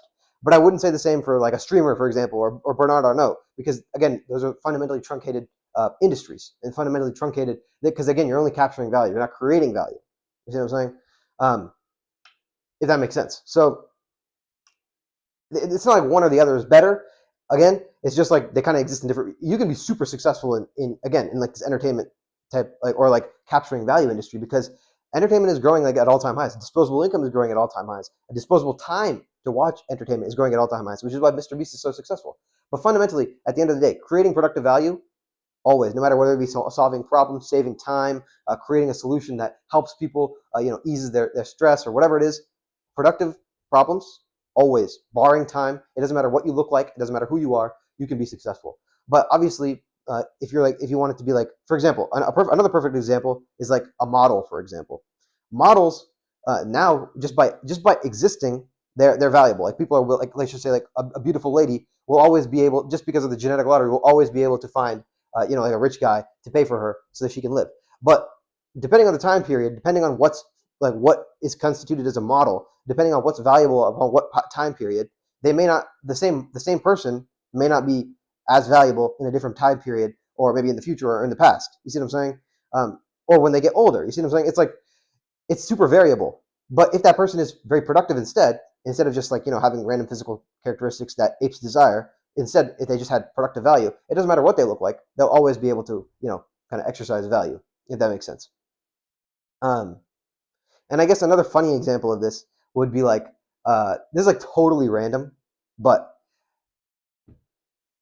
let's just say like the amount of care that countries have for you, right? The amount of precedent you create. Okay, so let's just say Telegram CEO, I forgot his name, Pavel Durov. Pavel Durov, he got arrested in France. Okay, and then there's another guy. His name is Vitaly. He's like a streamer. He got arrested in like the Philippines. Okay, they're two completely different 180s of what happened. This guy, he creates productive value. This guy is essentially like, again, like a streamer. He's entertainer. He's an entertainer. On on the productive value side, it's universally respected. The people in France, even though he got arrested, he was treated very respectfully. He was segregated from everyone else. He was given good food. They were pretty speedy with getting him out of France, out of the French judicial system. It only took like 2 or 3 weeks. There were multiple countries that got involved to get him out, and like shit kind of went smoothly, for as smoothly as it could go when you get arrested. You know what I'm saying? But for like a CEO of like a productivity company. Whereas when this streamer got arrested in the Philippines, okay, basically his influence and his media and the things like around him actually put his situation even worse. Like he's still stuck in the Philippines. It's been months. He probably will be stuck there for multiple years. He gets the worst treatment out of anybody. He gets put into like the general like population of like in the Philippines, which is like a really shitty environment to be in prison. And none of the countries want to extradite him back to the U.S. or back to his home country. And that is because fundamentally his productive value that his even though he's worth probably millions of dollars, he doesn't really create productive value enough for a country to care about bringing him back to the country. You know what I'm saying? If this guy who got arrested in the Philippines was like a CEO of a major company, he created tons of productive value. He hires many millions, he hires hundreds of people. He has millions of dollars of revenue flowing in. Countries are going to be like, even countries that maybe he's not from are going to be very like wanting him not to be in custody for whatever he's in custody for. You see what I'm saying? But what I'm saying is like the value of a person is directly tied to their actions and the stuff that they're involved in. If you're a streamer, although you could make money, it's never going to have the same weightage as somebody who's creating productive value, if that makes sense. So that's a long-winded explanation of productive value companies versus companies that are based in kind of like capturing value through ape desires, if that makes sense. Obviously, it's not. Not everything I say is going to be 100% accurate. This is kind of just the way I understand it. I might be wrong, honestly. I might be 100% wrong, and my outlook might be completely inaccurate. But yeah, feel free to take this and then kind of apply it in different ways. And then if you find out like, hey, this is actually inaccurate in this way, put that in the comments. I probably will read it. So I always want to learn. But anyway, okay, this gets to my next topic. Okay, and that is all right. Yeah. So this next topic is basically about it's basically like a corollary to what we just talked about. So basically, I was also thinking about it. This is also kind of related. Is that most companies, when they get to a certain size, they end up, because of forcing functions and incentives, picking the safe and measurable option than solving the new biggest problem. And I'll give an example. So let's take Mercedes as an example. So Mercedes is obviously a car company. They sell cars, luxury cars, and they also obviously have, I think they have like another like logistics based subsidiary. It's called Daimler. I'm not sure if they're still related or what the situation is, but I know they do like trucking or something. But anyway, Mercedes sells obviously high-end luxury cars. Mercedes spends about like $400 million every single year, like 300 to 400, somewhere around there, on their F1 team. And $400 million is obviously a lot of money, but they spent it on their F1 team and they've been doing that successfully for the last 10 to 15 years, whatever, or yeah, somewhere like 10 to 15 years. And obviously they have a very successful F1 team. Lewis Hamilton won with them multiple times. Nico Rosberg won with them, I think once. And they've gotten like a lot of constructors championships and also drivers championships with Mercedes. A very successful F1 team. And with that, they get a ton of branding, a ton of extra marketing, and that converts into more sales. Okay, that's great. But if they took that $400 million every single year, or however many millions of dollars, and they started investing into new things like autonomous robotics, maybe for their logistics side of their business, or better supply chain, like autonomous things for their another supply chain, their production lines, like how Tesla does. More efficiencies in their production line, better, like new revolutionary things instead of, because F1 is really just a marketing channel. When they invest money into F1, they're expecting, okay, this year if we invest this much more money, we'll probably get this many more places in our F1 team. And if we win the championship, we'll get this many extra eyeballs, and that'll convert to XYZ number of extra sales. It's very consistent and clear, and obviously it's going to happen because that's just from a historical perspective. Based on that, it's going to happen. The thing is, the truth of the matter is, if they invested into, like, let's just say autonomous robots for the last 10 to 15 years, they might actually have like an autonomous vehicle, or something like autonomous logistics, or anything robotics related, or any like new major problem that if they had invested into, they might over a 10-year time horizon actually make significantly more money, because then they create a whole new market that has never existed before. Let's just take the one example of Tesla, who made self-driving cars. That market has never existed before until they created it. They literally created what could be $1 trillion market, or multiple $1 trillion market. So that's way more money than they'll get by investing into F1 and getting 5 to 10% more exposure every year. But the truth is, when you're like at a boardroom, right, and you're like a CEO in charge, you're more, the forcing functions and incentives are like, if you take money out of F1, let's just say next year you're like, fuck it, remove F1 and we're just going to invest all of our money into like autonomous robotics or whatever. And what would happen is the stock would immediately crash, because investors have no idea like if it's going to work out. It might take years for that to pan out. So in the meantime, they're getting less exposure. So the sales are probably going to be dipping down. And basically now the stock's going to tank, the sales are going to tank, so revenue is going to be down. And then by every measure and metric, essentially, because in the stock market and in any company, they measure by quarters. In every measurable metric, essentially, this company is doing terribly. So the stock would tank. The CEO would probably get ousted immediately. Like within two years, the CEO would be gone immediately. They'll be replaced, right? But even technically, but that is the right decision, because that if you can effectively create a new market, you might create trillions of dollars of value. You might take Mercedes from whatever billions of dollars to who knows how many. Like you might create like a huge. It's unfathomably large what the industry you could be creating. But at the end of the day, almost no company ever takes that decision. They always take the safe 5 to 10% gains that are guaranteed over the let's invest into a whole new market and a whole new market segment that could revolutionize the world. And that's just because business always works that way. Like in the sense that like people always choose those types of things in business because there's forcing functions and incentives. Like I said, if a CEO made that decision, unless he was the founder like Elon Musk and had a huge majority stake in the company, he'd probably be ousted. Which is why it's very rare to see companies that are able to pivot like that. Because what usually happens is kind of like the Apple situation, where like Steve Jobs was always focused on kind of like the new next biggest problem that humanity faces. And then that's how it went from the iMac, like solidifying the Mac, to then like iPods, to then obviously iPads, and then the iPhone, of course, which is the biggest one. And realistically, after a few years of the iPhone, Steve Jobs probably would have diverted the company to the next biggest problem, whether that be like a better VR glasses, or who knows what he could have diverted it to. But he would probably pick the next biggest problem for Apple to solve. Whereas after Steve died, Tim Cook, objectively, he did a really good job, obviously, but he essentially doubled down on the current products. He reduced the cost that it takes to make. He increased the price of the product. He started making marginal improvements, solidifying like everything that goes on. And pretty much since Steve Jobs died, there hasn't been anything revolutionary. Obviously, they did introduce some new products, like they had the AirPods, they had the Apple Watch, and they did have their VR glasses, but none of those are like really revolutionary, giant problem-solving things like how Steve Jobs did.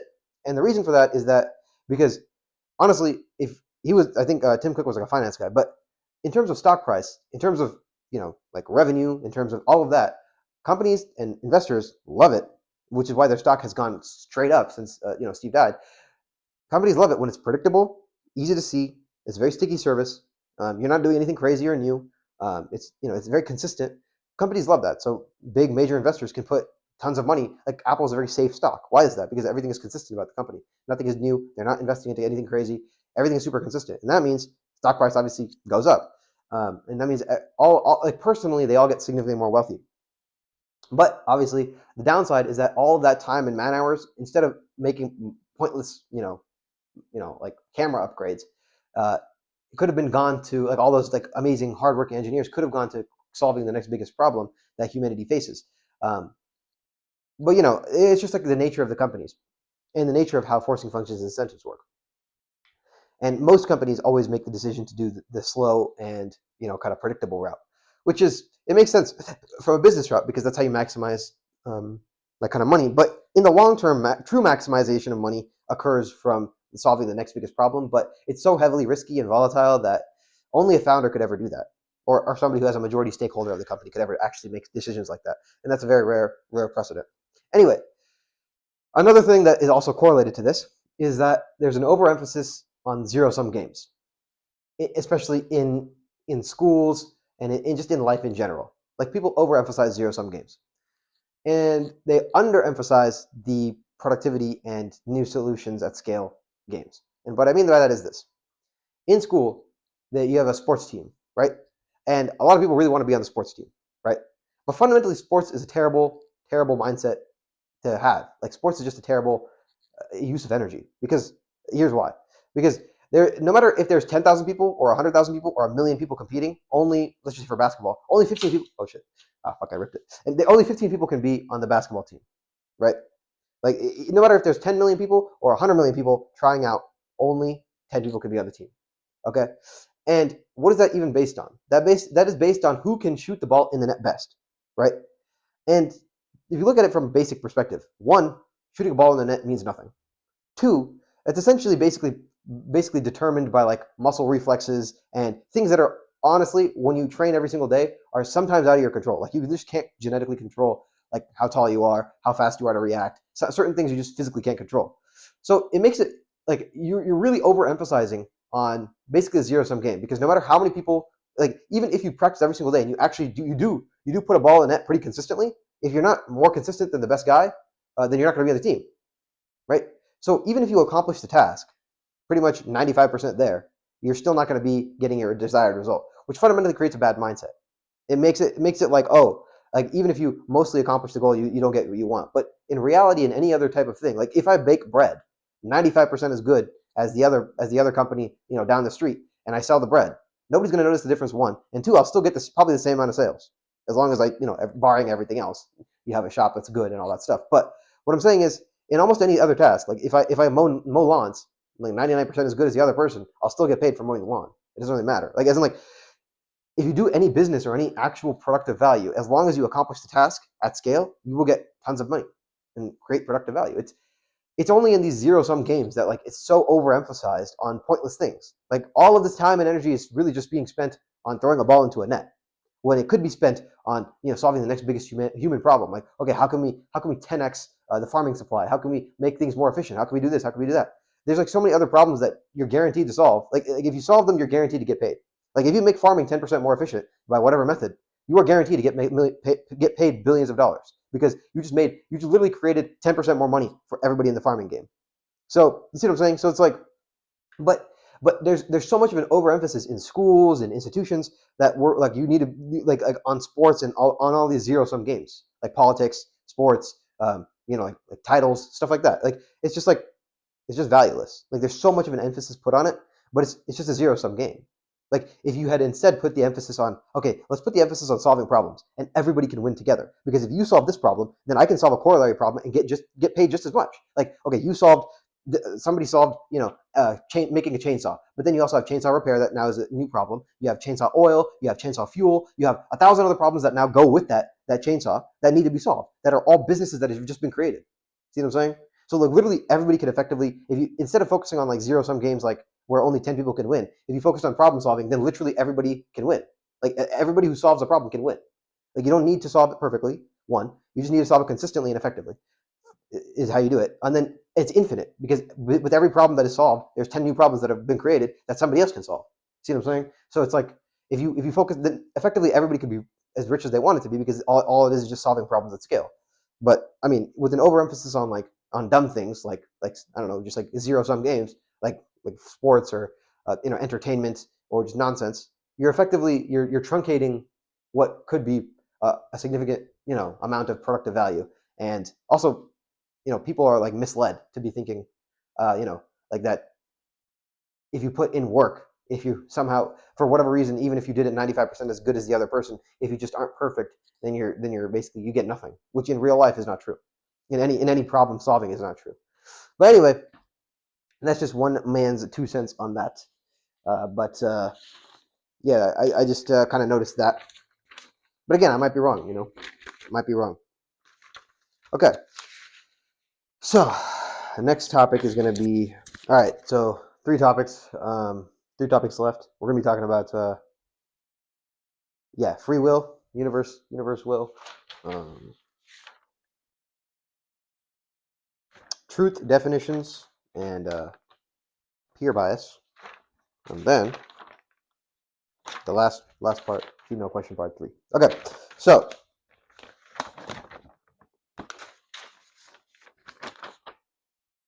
shit. Right here. I'm good. Okay, so free will, the argument of free will. So I think the entire argument. So what am I even talking about? So let's start from the start. So when people talk about like free will, they say like, they kind of take it in the context of like, do you have a free choice, like in your life, or is everything kind of predetermined, or is somebody making decisions for you, or is it like a simulation where every move that you make is already predetermined? And I think all that basically is irrelevant. Because none of them are provable in any way, so it doesn't really matter. But here's what is the case in free will in terms of like just a logical take of, and why I'm bringing this up. So I noticed it. So what does free will even mean? And free will means you have infinite choices, and with your decision, you make a choice, right? Because you have infinite choices to put your time into whatever, or time and energy into whatever, and then you make a choice with that energy and time on what you want to do, right? That's free will. But effectively, the universe has not given you free will because effectively you only have two choices in the universe, right?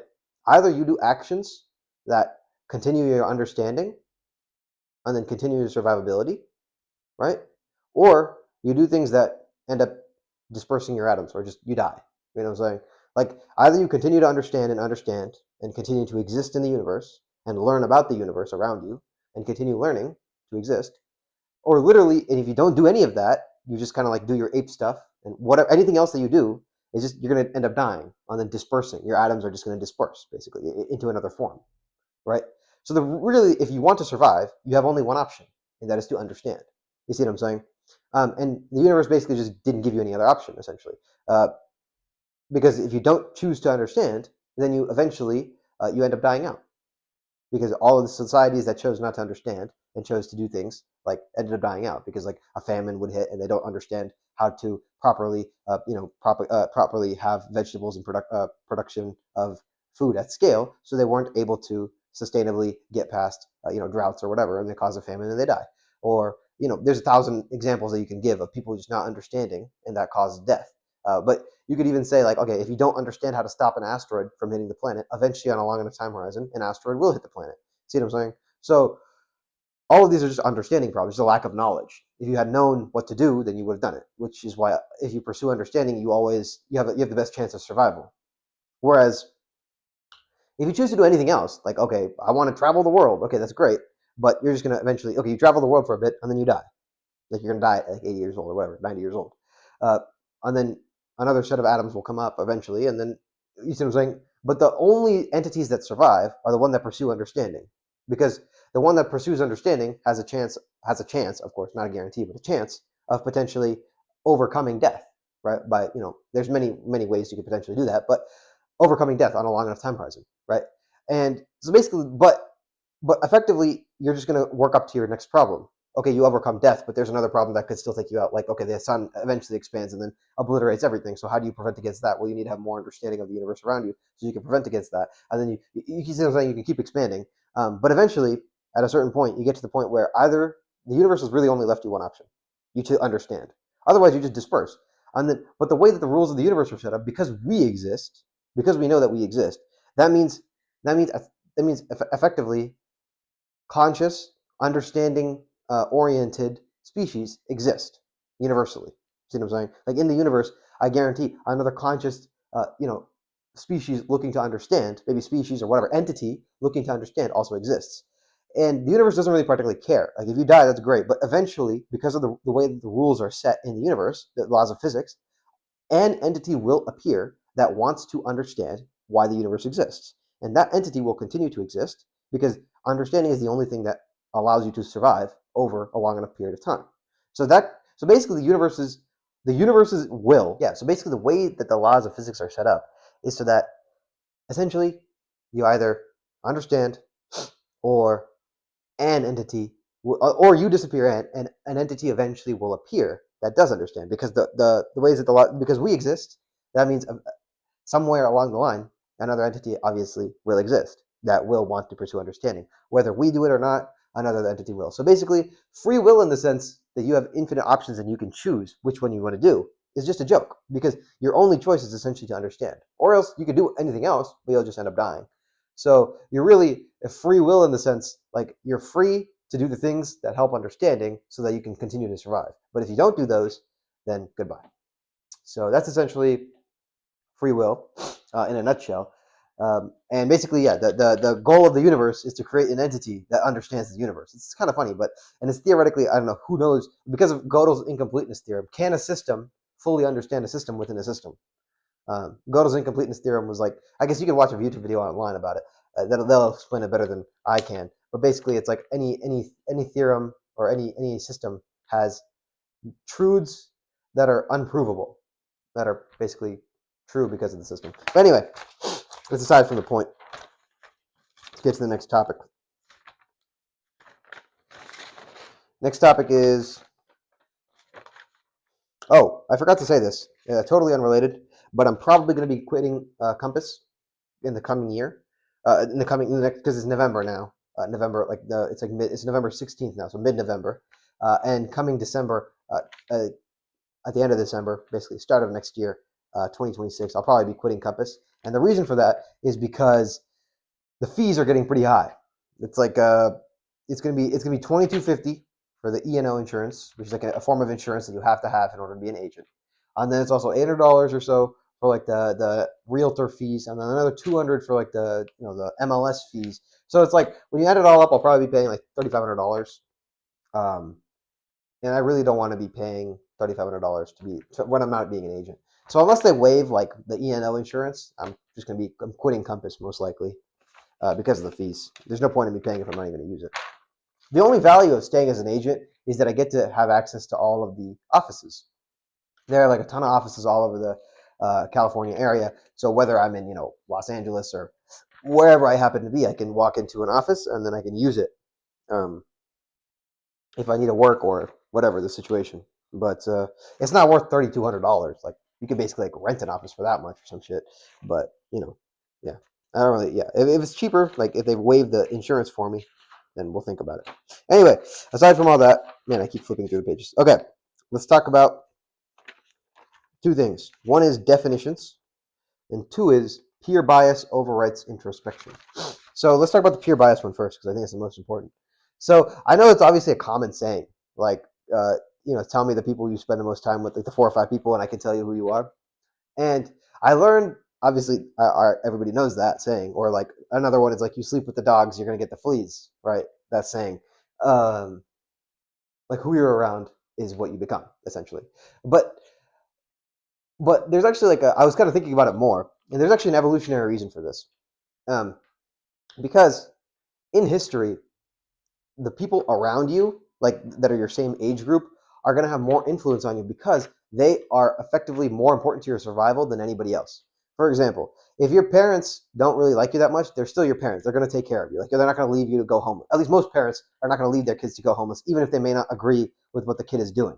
Which is why a lot of like teenagers go through like a rebellious phase or whatever, because regardless of if they're rebellious or not, the parents are still going to obviously care for your kid, no matter if he's like I mean, obviously barring something insane, but you know what I'm saying. Like if he's like, oh, instead of like, studying or something, he's doing this, or instead of studying this thing, he's studying this thing, or he's getting into this type of like, work or whatever. People are still, even if you may not agree, even if the parents may not agree 100%, they're still gonna at least care for the kid. But when in history, if your peers around you don't agree with you, then that could mean certain death. That means you could basically have no mates. Like if your peers are not interested in talking to you, then you might have no mating like ability to reproduce because nobody wants to be talk to you. You could have no ability to like survive because a lot of times when you go as a group to hunt or whatever it is, you normally do that as a group with your peers. You're not gonna go like hunt with old people or some shit. But yeah, so your peer group is obviously gonna have your mind is made to basically to be more acceptable towards your peer group than to any other type of group of people, because those are the like evolutionary programmed. Those are the type of people that have been deemed most important. But in a modern context, most of the time, if you're following your peer group, you're essentially just following because peers are going to be kind of stupid, obviously, because they're young kids. Like especially when you're a young person, your peers are essentially just going to be a bunch of young kids, and whatever's popular at that time is what you're going to fall into. Which means you're going to be having truncated, basically, ways of thinking. And the best way I can describe this is who you're around is essentially how you're going to think. And the reason it's so strong is because peer bias overwrites introspection. And what does that mean? That means when you're around people, you naturally, whenever, like, let's just say, like, you're around a bunch of people you're young and they're like party people. When you start to talk about finance around them, right? Like you're interested in finance and you start talking about finance to them. None of them are going to be interested, and they're all going to like basically shoot down the idea and change the topic. So naturally in your brain, you're just not going to want to think about that topic as much because nobody else around you is interested in it. So you're just going to naturally shut out that topic and you're not going to think about personal finance, and you might even stop finding that interesting, if that makes sense, even though you might have been interested in that to begin with. Just because, like I said, peer bias overrides introspection. So because nobody else around you is interested in that, you start to not think about it and you start to not care about that topic anymore. Right? Just evolutionarily, you're programmed to care about the topics that are deemed important. If your peer group doesn't deem that topic important, your brain therefore is like, oh, okay, I guess that's not an important problem. Let's think about whatever the peer group deems important. See what I'm saying? So basically, like from an evolutionary perspective, it's very important who you surround yourself with, and it's better to be surrounded by nobody. Like in my case, I have no peers. I haven't had peers for years. Than to be surrounded by the wrong peers, because being surrounded by the wrong peers effectively means that your mind, without even you knowing it, is going to truncate your types of thoughts. You're not going to want to think about certain topics, like whatever it might be, success, business, depending on who you're with. You're not going to want to think about those topics because the peer group around you is not facilitating growth in those topics, if that makes sense. So yeah, kind of that's like the peer-to-peer. That's like the peer bias topic. The next one is definitions. I feel like a lot of confusion in life comes because, as a whole, apes, and a lot of arguments and a lot of basically everything in life comes to the fact that people obviously haven't defined terms correctly. And I'd say like there's a lot of terms like that. A perfect example of a term like that is love, for example, because love is like such a generic term. It's used in like 1,000 different contexts, and it's like super context specific. And it's like you could like you saying I love you to your dog, and you saying I love you to a random lady, and you saying I love my work are like they all mean completely different things, but you're using the exact same term. See what I'm just saying that love is just one example because it can mean so many different things. But in general, in life, I think most confusion comes from bad definitions, right? Like if you just don't define something, you just don't understand it. So I'm making it a point in my life to define better things, and hopefully in these videos define things better for the audience so that you actually understand what I'm saying. And I'm hoping you're not like, damn, Akhil, I wish you had define things better because you still suck at it. I'm working on it. I'm trying to define things better so that everybody can understand, even myself, because I mean, most confusion in life just comes from a lack of understanding. So yeah. All right. I think this is the last one. Oh shit. Right here. Okay. So this is the last one. Or actually, well, second to last one. We're gonna do one mini topic, and that is changing habits. One thing I kind of learned a little bit is that there are kind of like 3 layers to changing a habit, right? One is like the pre-coded thoughts that you have. Then it's like what kind of thoughts you kind of like have a habit of doing, and then it's actually the action that you take based on those thoughts. So basically, there's like Basically, what I learned is, or what I've noticed is that there's kind of like some evolutionary things that you cannot like really rewrite. Like you cannot really rewrite the desire to eat. You cannot really rewrite the desire to drink water or sleep or stuff like that. There's no way to like reprogram that. But obviously, you can like every time you get the desire to eat, not eat, like make that habit, and that's how people get skinnier, like by like working out and stuff like that. You train the desire, even though you're hungry, you just choose not to eat. You can train that habit over time. But basically, all habit comes down to is, but for there's obviously base desires that there's no way to physically like rewrite a base desire in the sense that you can't like overcome eating or something. Like you have to eat at some point, right? But what you can do is you can obviously, when you're talking about normal habits, like let's just say you want to start going to the gym more. It starts in your mind, obviously, and it really just starts on if you, let's say, you don't go to the gym at all, then the habit loop in your head is that when you think about the gym, your mind just naturally avert. Like there's like the connections just naturally like avert away, and that is your natural state. But over time, basically, the key is just to consistently do it for a long enough period of time. Then the natural state rewrites itself so that it's actually easier to go to the gym because that's just your natural state. You don't feel right when you don't go to the gym. So yeah, basically, I guess I kind of simplified it a little bit and kind of like shortcutted it, but essentially the goal is to change your thought patterns, and then that changes your action. And if you create that over time and you curate that through different like stimulus response, it just comes down to stimulus response, right? Stimulus, let's just say you have a thought to do drinking, like you have a drinking habit or some shit. Thought to drink. If you destroy the thought immediately, then that becomes the new habit over time. Like if you consistently stay on that, then when you think to drink, you just naturally don't. You just naturally stop thinking about that topic. Kind of like the peer bias thing, where you just naturally don't think about topics. In the same way, habit is like an addict to alcohol constantly thinks about alcohol, but a person who's not addicted to alcohol almost never thinks about alcohol. They just don't even think about it. It's not that they have to fight the urge; they just don't think about it, like at all. Like I haven't thought about drinking alcohol ever, like ever. You know what I'm saying? Because I just don't do it. You know what I'm saying? So in the same way, but even if you're like, let's just say you were once addicted to alcohol, you could still train that to just basically over time, when you get the a desire to drink or whatever it is. Obviously, it doesn't necessarily need to be just only drinking or whatever, but you get the desire to do something that you don't want to do, then you just naturally over time. It's obviously harder than it's easier said than done, but you just have to train your mind to basically delete that thought and then move on. And then I call it averting. You have to avert and move on, and think about something else and just kind of change the topic. That's the best way to do it. And then putting space between you in between you and the decision, between whatever decision you don't want to make. Like let's just say, like for the drinking example, you want to drink. If you have a drink right in front of you, you're likely to probably make the wrong choice and just immediately take a drink. But if there's like a bunch of time in between you getting the desire and then you actually acting upon it, the likelihood that you act upon it is very, very low. There's significantly lower, right? So yeah, that's just basically that. And then the last one is the female question part 3. This is just gonna be a very small, short thing. But I realized that a lot of this is actually, it's not even necessarily just limited to just like female question, but in general, the frame that I was taking is slightly it's accurate for my frame. But I realized, like, if you take let's just take you cannot apply the same logic to, let's just say, a successful business person, for example. Like let's just say, like, I don't know, Jeff Bezos or something. For Jeff Bezos, if he applied the same logic, like, oh, marriage is a waste of time, having a partner is a waste of time, then he's putting himself at a heavy risk. And the reason is this: because he's running obviously a giant company. Okay, he has tons of things that are going on. If he makes a mistake with some random lady, for example, like at the workplace or something, then the cost of that is potentially humongous, right?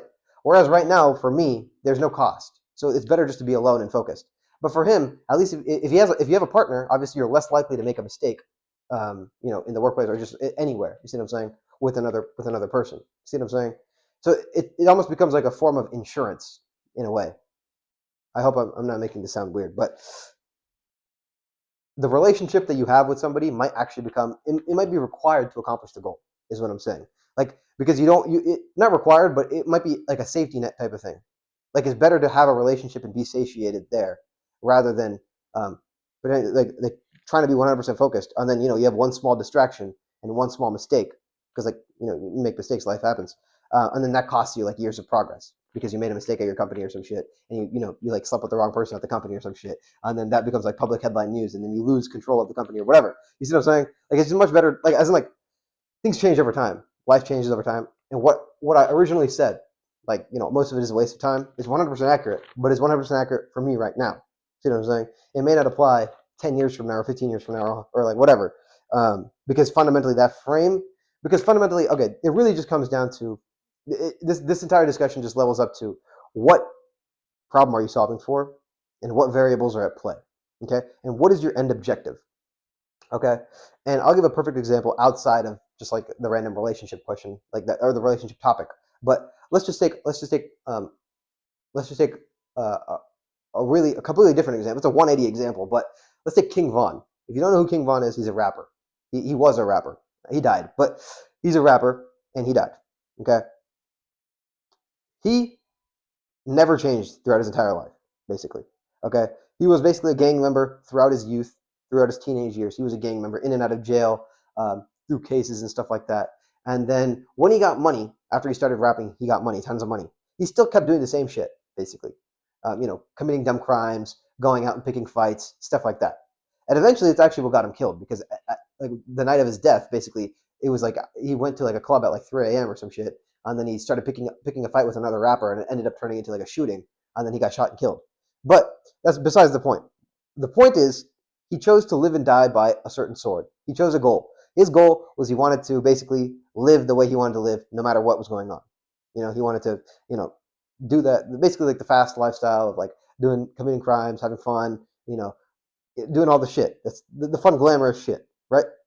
That was what he chose. No matter if he got paid, like, because some people, once they become a rapper and they start getting paid, they stop committing crimes. They're like, okay, hey, wait, I'm kind of getting money now. I don't need to do stupid shit. Let's just focus, stay away from everybody, kind of insulate myself, don't talk to anybody, and kind of make money and live my life. And that is making the goal success, making success the goal, long-term success the goal. But it depends on what goal you're making, right? Because like, let's just say, for example, like if King Von chose to, stop hanging out with, questionable people, stop making stupid decisions, stop picking fights, stop taking drugs, stuff like that, then potentially everyone around him would have saying like, oh man, you changed. But did he really change? I mean, yeah, his actions changed. But if he always had the same goal of being successful, then truly he just made himself more towards his goal. That's all he did. Yeah, he might have changed, but truly he still has the same goal in mind. For example, like if somebody like changes, most of the time they're changing because they have the same goal in mind, and it's just the variables around them change. Like it's different, right? Like for me right now, it makes, like, let's just say the personal example for like a question. It makes most sense to be alone and 100% focused and to have zero distractions because my time and my effort is best spent on working, right? But over time, that might change, right? My goal will still stay the same, is to understand the nature of the universe, but the variables around me might change, right? Like maybe at some point, okay, my 100% focus and effort is not the most important thing. More important than that is me not making stupid mistakes, right? So at that point, maybe like I said, like having a relationship or whatever it is, it might be a more optimal solution to get to my end objective of finding the meaning. What I'm saying is the end goal is what you should be taking into account. You should live and die by the right sword, because if you live and die by the wrong sword, like let's just say I live and die by the I'll never waste my time on meaningless things like a relationship or whatever, then by chance you might actually be unknowingly stepping foot in something that doesn't get you to the real true objective, which is finding the meaning or whatever the true objective that you actually want is. So you have to make sure that you're not being short-sighted, right? Like you actually like make the focus of your life on the right thing, and then you make decisions based on that. And variables always change, so you're going to have to change towards the goal. What is the same? Like another perfect example is like in terms of business, when you're at 0 to 1, right, 0 to 1 million or whatever, the most important thing is your hard work. But when you get scale past that, there are more important things than how hard you work. There are things like, okay, can you reliably recruit good talent? Can you actually make scalable and structured systems? Can you do this? Can you help get investors? Can you do this? Can you do? There's many more important things than just how hard you can work. After the first stage, right? They're different. Each stage has its own problem, and if you're not willing to change, you're going to end up not succeeding in your end objective. So yeah, basically that was just a whole basically another again, set the right objective. And even though it may look like on the outside, like for example, on the outside to a viewer, when you see these videos, it might look like fundamentally I am changing and I'm becoming a different person. But fundamentally, I'm just becoming the person that is most likely to accomplish the goals based on the circumstances and situation around me. And this ties into one of my final points, which is that, okay, it ties into my final point, which is that, or one of my final points, which is that the things that you say, the things that you believe, the things that you find true and not true, and the things that you say publicly do change over time based on the situation and circumstances and variables that are around you. And I'll give the perfect example, okay? And it might, so like right now, in my goal, in my current like location, I'm able to say whatever I want basically, and I'm able to speak 100% truth because that is 100% aligned with my goal. But over time, as you get more, as you get more influence and power and whatever or money, things change in the sense that you have to say certain things so that you can get people to support you, so that you can still better accomplish your goal. For example, Elon Musk, right? He talks about a lot of political stuff right now, right? A ton of political stuff. And the reason is because he may not even particularly care much about politics at all, actually. But the reason is because he needs to say those things in order to gain support from a cohort of people. And that support allows him to then have an easier time changing the regulations for his company so that his companies can be more successful. So it's a very logical thing that he's doing. And sometimes it results in him like saying things that are fundamentally not true, obviously. Like some things that he said, like, for example, I'll just give like a random example, but one thing that I noticed that isn't the perfect truth is like he'll obviously, based on the party that he's aligning with, he'll say, okay, like we need to lock up more criminals, and then the other party will say we need to free more criminals. But both sides are fundamentally not getting to the truth, right? Because the truth about the, let's just take the prison system for example, is going to be kind of a little bit of an explanation, but here's the truth of the prison system. Okay, there's obviously, it's not a problem, it's a dichotomy fundamentally. It's like, okay, do we overpunish or do we underpunish, or what's the situation here? But the dichotomy is this. Here's the most effective way to run a prison system or a justice system, because fundamentally, what is prison? Prison is just, you're removing people who are not, you're removing people for things that decrease cohesion. Like they make a mistake, like let's just say, like, oh, they defraud somebody. That reduces people to people cohesion, so they have to be removed as a punishment, so that when they come back, they know not to do that same type of behavior. And it also shows other people not to do that, because that behavior is not rewarded. Okay, that's great. And it's all in an effort to increase cohesion between people. Okay, that's good. But at a base level, let's just take an example. Murder, for example. I know this is a very extreme example, but murder, for example, is punished in the modern day in the U.S. If let's just say like a 22-year-old got into a bar fight and then he punched a guy and that guy hit his head and died, that person would probably be charged for murder. Okay, and that murder would probably result in like a 20 to 30 years, maybe even like a 40-year sentence. Okay, could potentially. So basically, like the it's basically like an emotional thing. Like, oh, this person killed somebody, so therefore they have to pay with their life. But that fundamentally is not a logical thing. Like the most logical thing would be to take the statistics of reoffense, right? Like, okay, this person at 22 was drunk and killed a guy. That's great. But what is the likelihood and statistical likelihood of reoffense? Okay, past about like year 5 or 10, this person is statistically less likely to reoffend than a normal person. So they should be released. Because this person is at 22, is at 32, let's just say he spent 10 years in prison. Now after 10 years in prison, he is going to be very calm. He's probably not going to be drinking anymore. He's in a totally different place in life, because he's not like 22, your brain is not even formed. 32 is like, okay, now you're completely different, like thinking processes. You've been in prison, so you're not ever gonna make like violent mistakes anymore.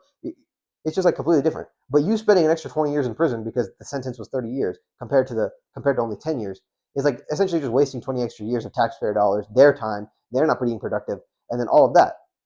So the most logical thing is to take, okay, when does the statistics of reoffense drop? And then you just release them at that point, which might be like 10 years, realistically. But that means somebody killed a guy and got out in 10 years. Yes, because that is the most logical situation. But that doesn't, like, you see what I'm saying? That doesn't translate very well in politics, because it's like, oh, then anybody who, if you say that, that's the truth. That's like, you take that for every single offense. And then obviously serial offenders would get a life sentence, because you know that this person is most likely going to reoffend. Okay, nice. Just put him in a life sentence unless he can like show that he's not going to do that or whatever. And then that's the most logical way to do it. You take all the emotions out, forget what the victim's family thinks, forget what anybody thinks. What is the statistics and what does the number say? When is somebody less likely to reoffend? What is the most effective thing for cohesion, which is what justice is for? If you did that, you'd probably have like a significantly less prison population. You'd probably have very few people with life without parole, and basically you'd probably, the entire justice system would be like a tenth or a hundredth of what it actually is today. But here's the thing. Fundamentally, the reason we even got to this point where we have like 60,000 people in life without parole in our prison, which means they cannot get out and they're going to spend the rest of their life in a jail cell.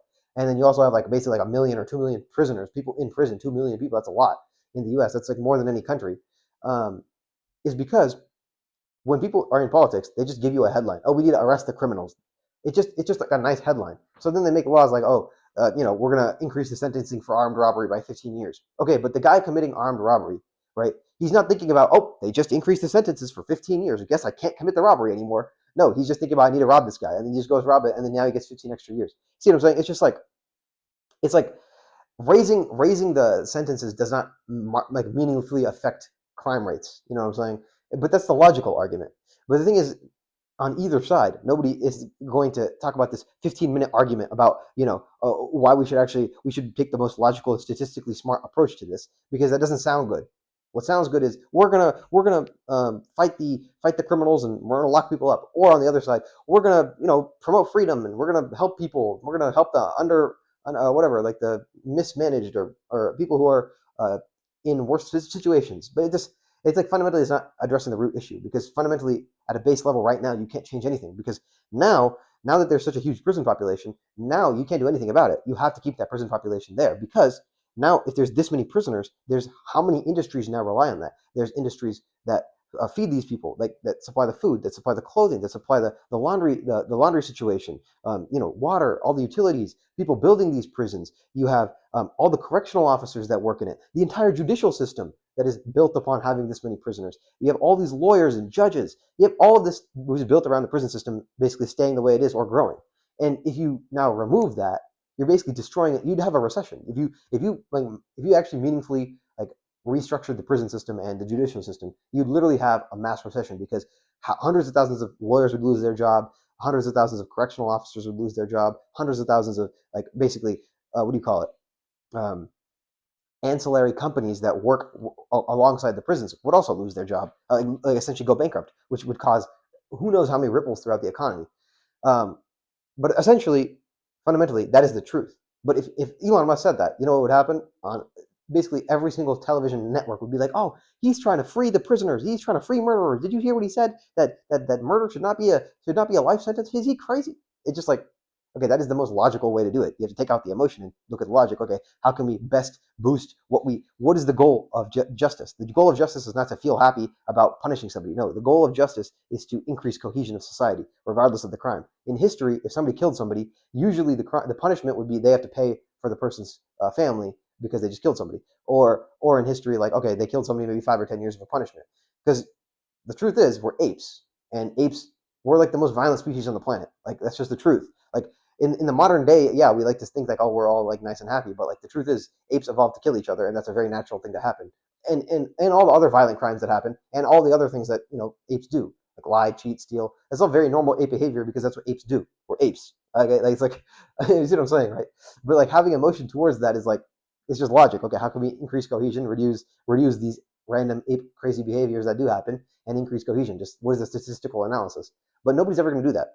So yeah, basically the point is, but that does not mean, like right now I can say that logically, but maybe 10 years from now, I might have different variables that I'm working with. So I say something completely different, 180, that isn't true at all, but it helps me get a cohort of people to support me, that helps me change regulations so that I can actually accomplish my goal, which is what Elon Musk is doing. Like, he probably knows exactly what I just described, but he's never going to say that on live television. One, because he probably doesn't care that much. Two, because it doesn't support him in his goal of expanding, Tesla, SpaceX, and all of that, getting to Mars and all of that, which I completely respect and completely understand. But basically, what it is, basically the end point is that the person that has the goal from an outsider's perspective, like let's just say the audience watching me, you might see me change over the next 100, 200, 300 videos. But that doesn't mean fundamentally my goal has changed. That just means the variables that are at play are different, right? Like, there are different things that I'm working with, or different things that whoever you're looking at is working with. So in order to still accomplish their goal, they need to make different decisions. So it's not that they've changed, it's that their goal and their variables around them force them to make different decisions. But anyway, yeah, that's pretty much all the major topics that I wanted to talk about. And I also wanted to talk about quitting content, which is like I quit. I'm not quitting completely, but like I reduce the amount of content that I've been watching, like YouTube and stuff like that. And yeah, like we're using outside influence, including music too, because the thing is, you don't, like I said, like with the peer bias thing, where you can't really like, it's like implicit. When you listen to music, you're implicitly programming your mind to agree with the things that the music are saying in a way.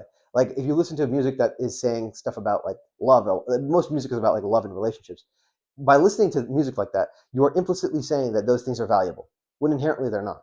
You see what I'm saying? Like you're implicitly like programming your mind to be accepting of those things, when in reality you should be identifying all of these things, logically deducing them, finding out if they're relevant to you or not, and then making decisions based on that with logic, which is what I've been doing recently. But anyway, yeah, that's pretty much what's going on. We talked about.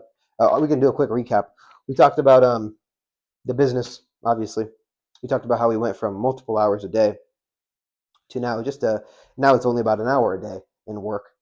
We talked about all the fixes that I made and all of the potential all of the back end things, like all the like major fixes. We talked about like the deposit mistake that I made and the principle of this behind the decision. We talked about the future, we talked about the short term future of like, okay, what do I plan to do for the next spa, like getting them at 750 and all of that, and the midterm future of like I'd like to get a franchise ideally, and then the long term future of potentially once you actually get a good like product market fit and then scale like 500,000 to $1 million in revenue or $2 million in revenue or whatever.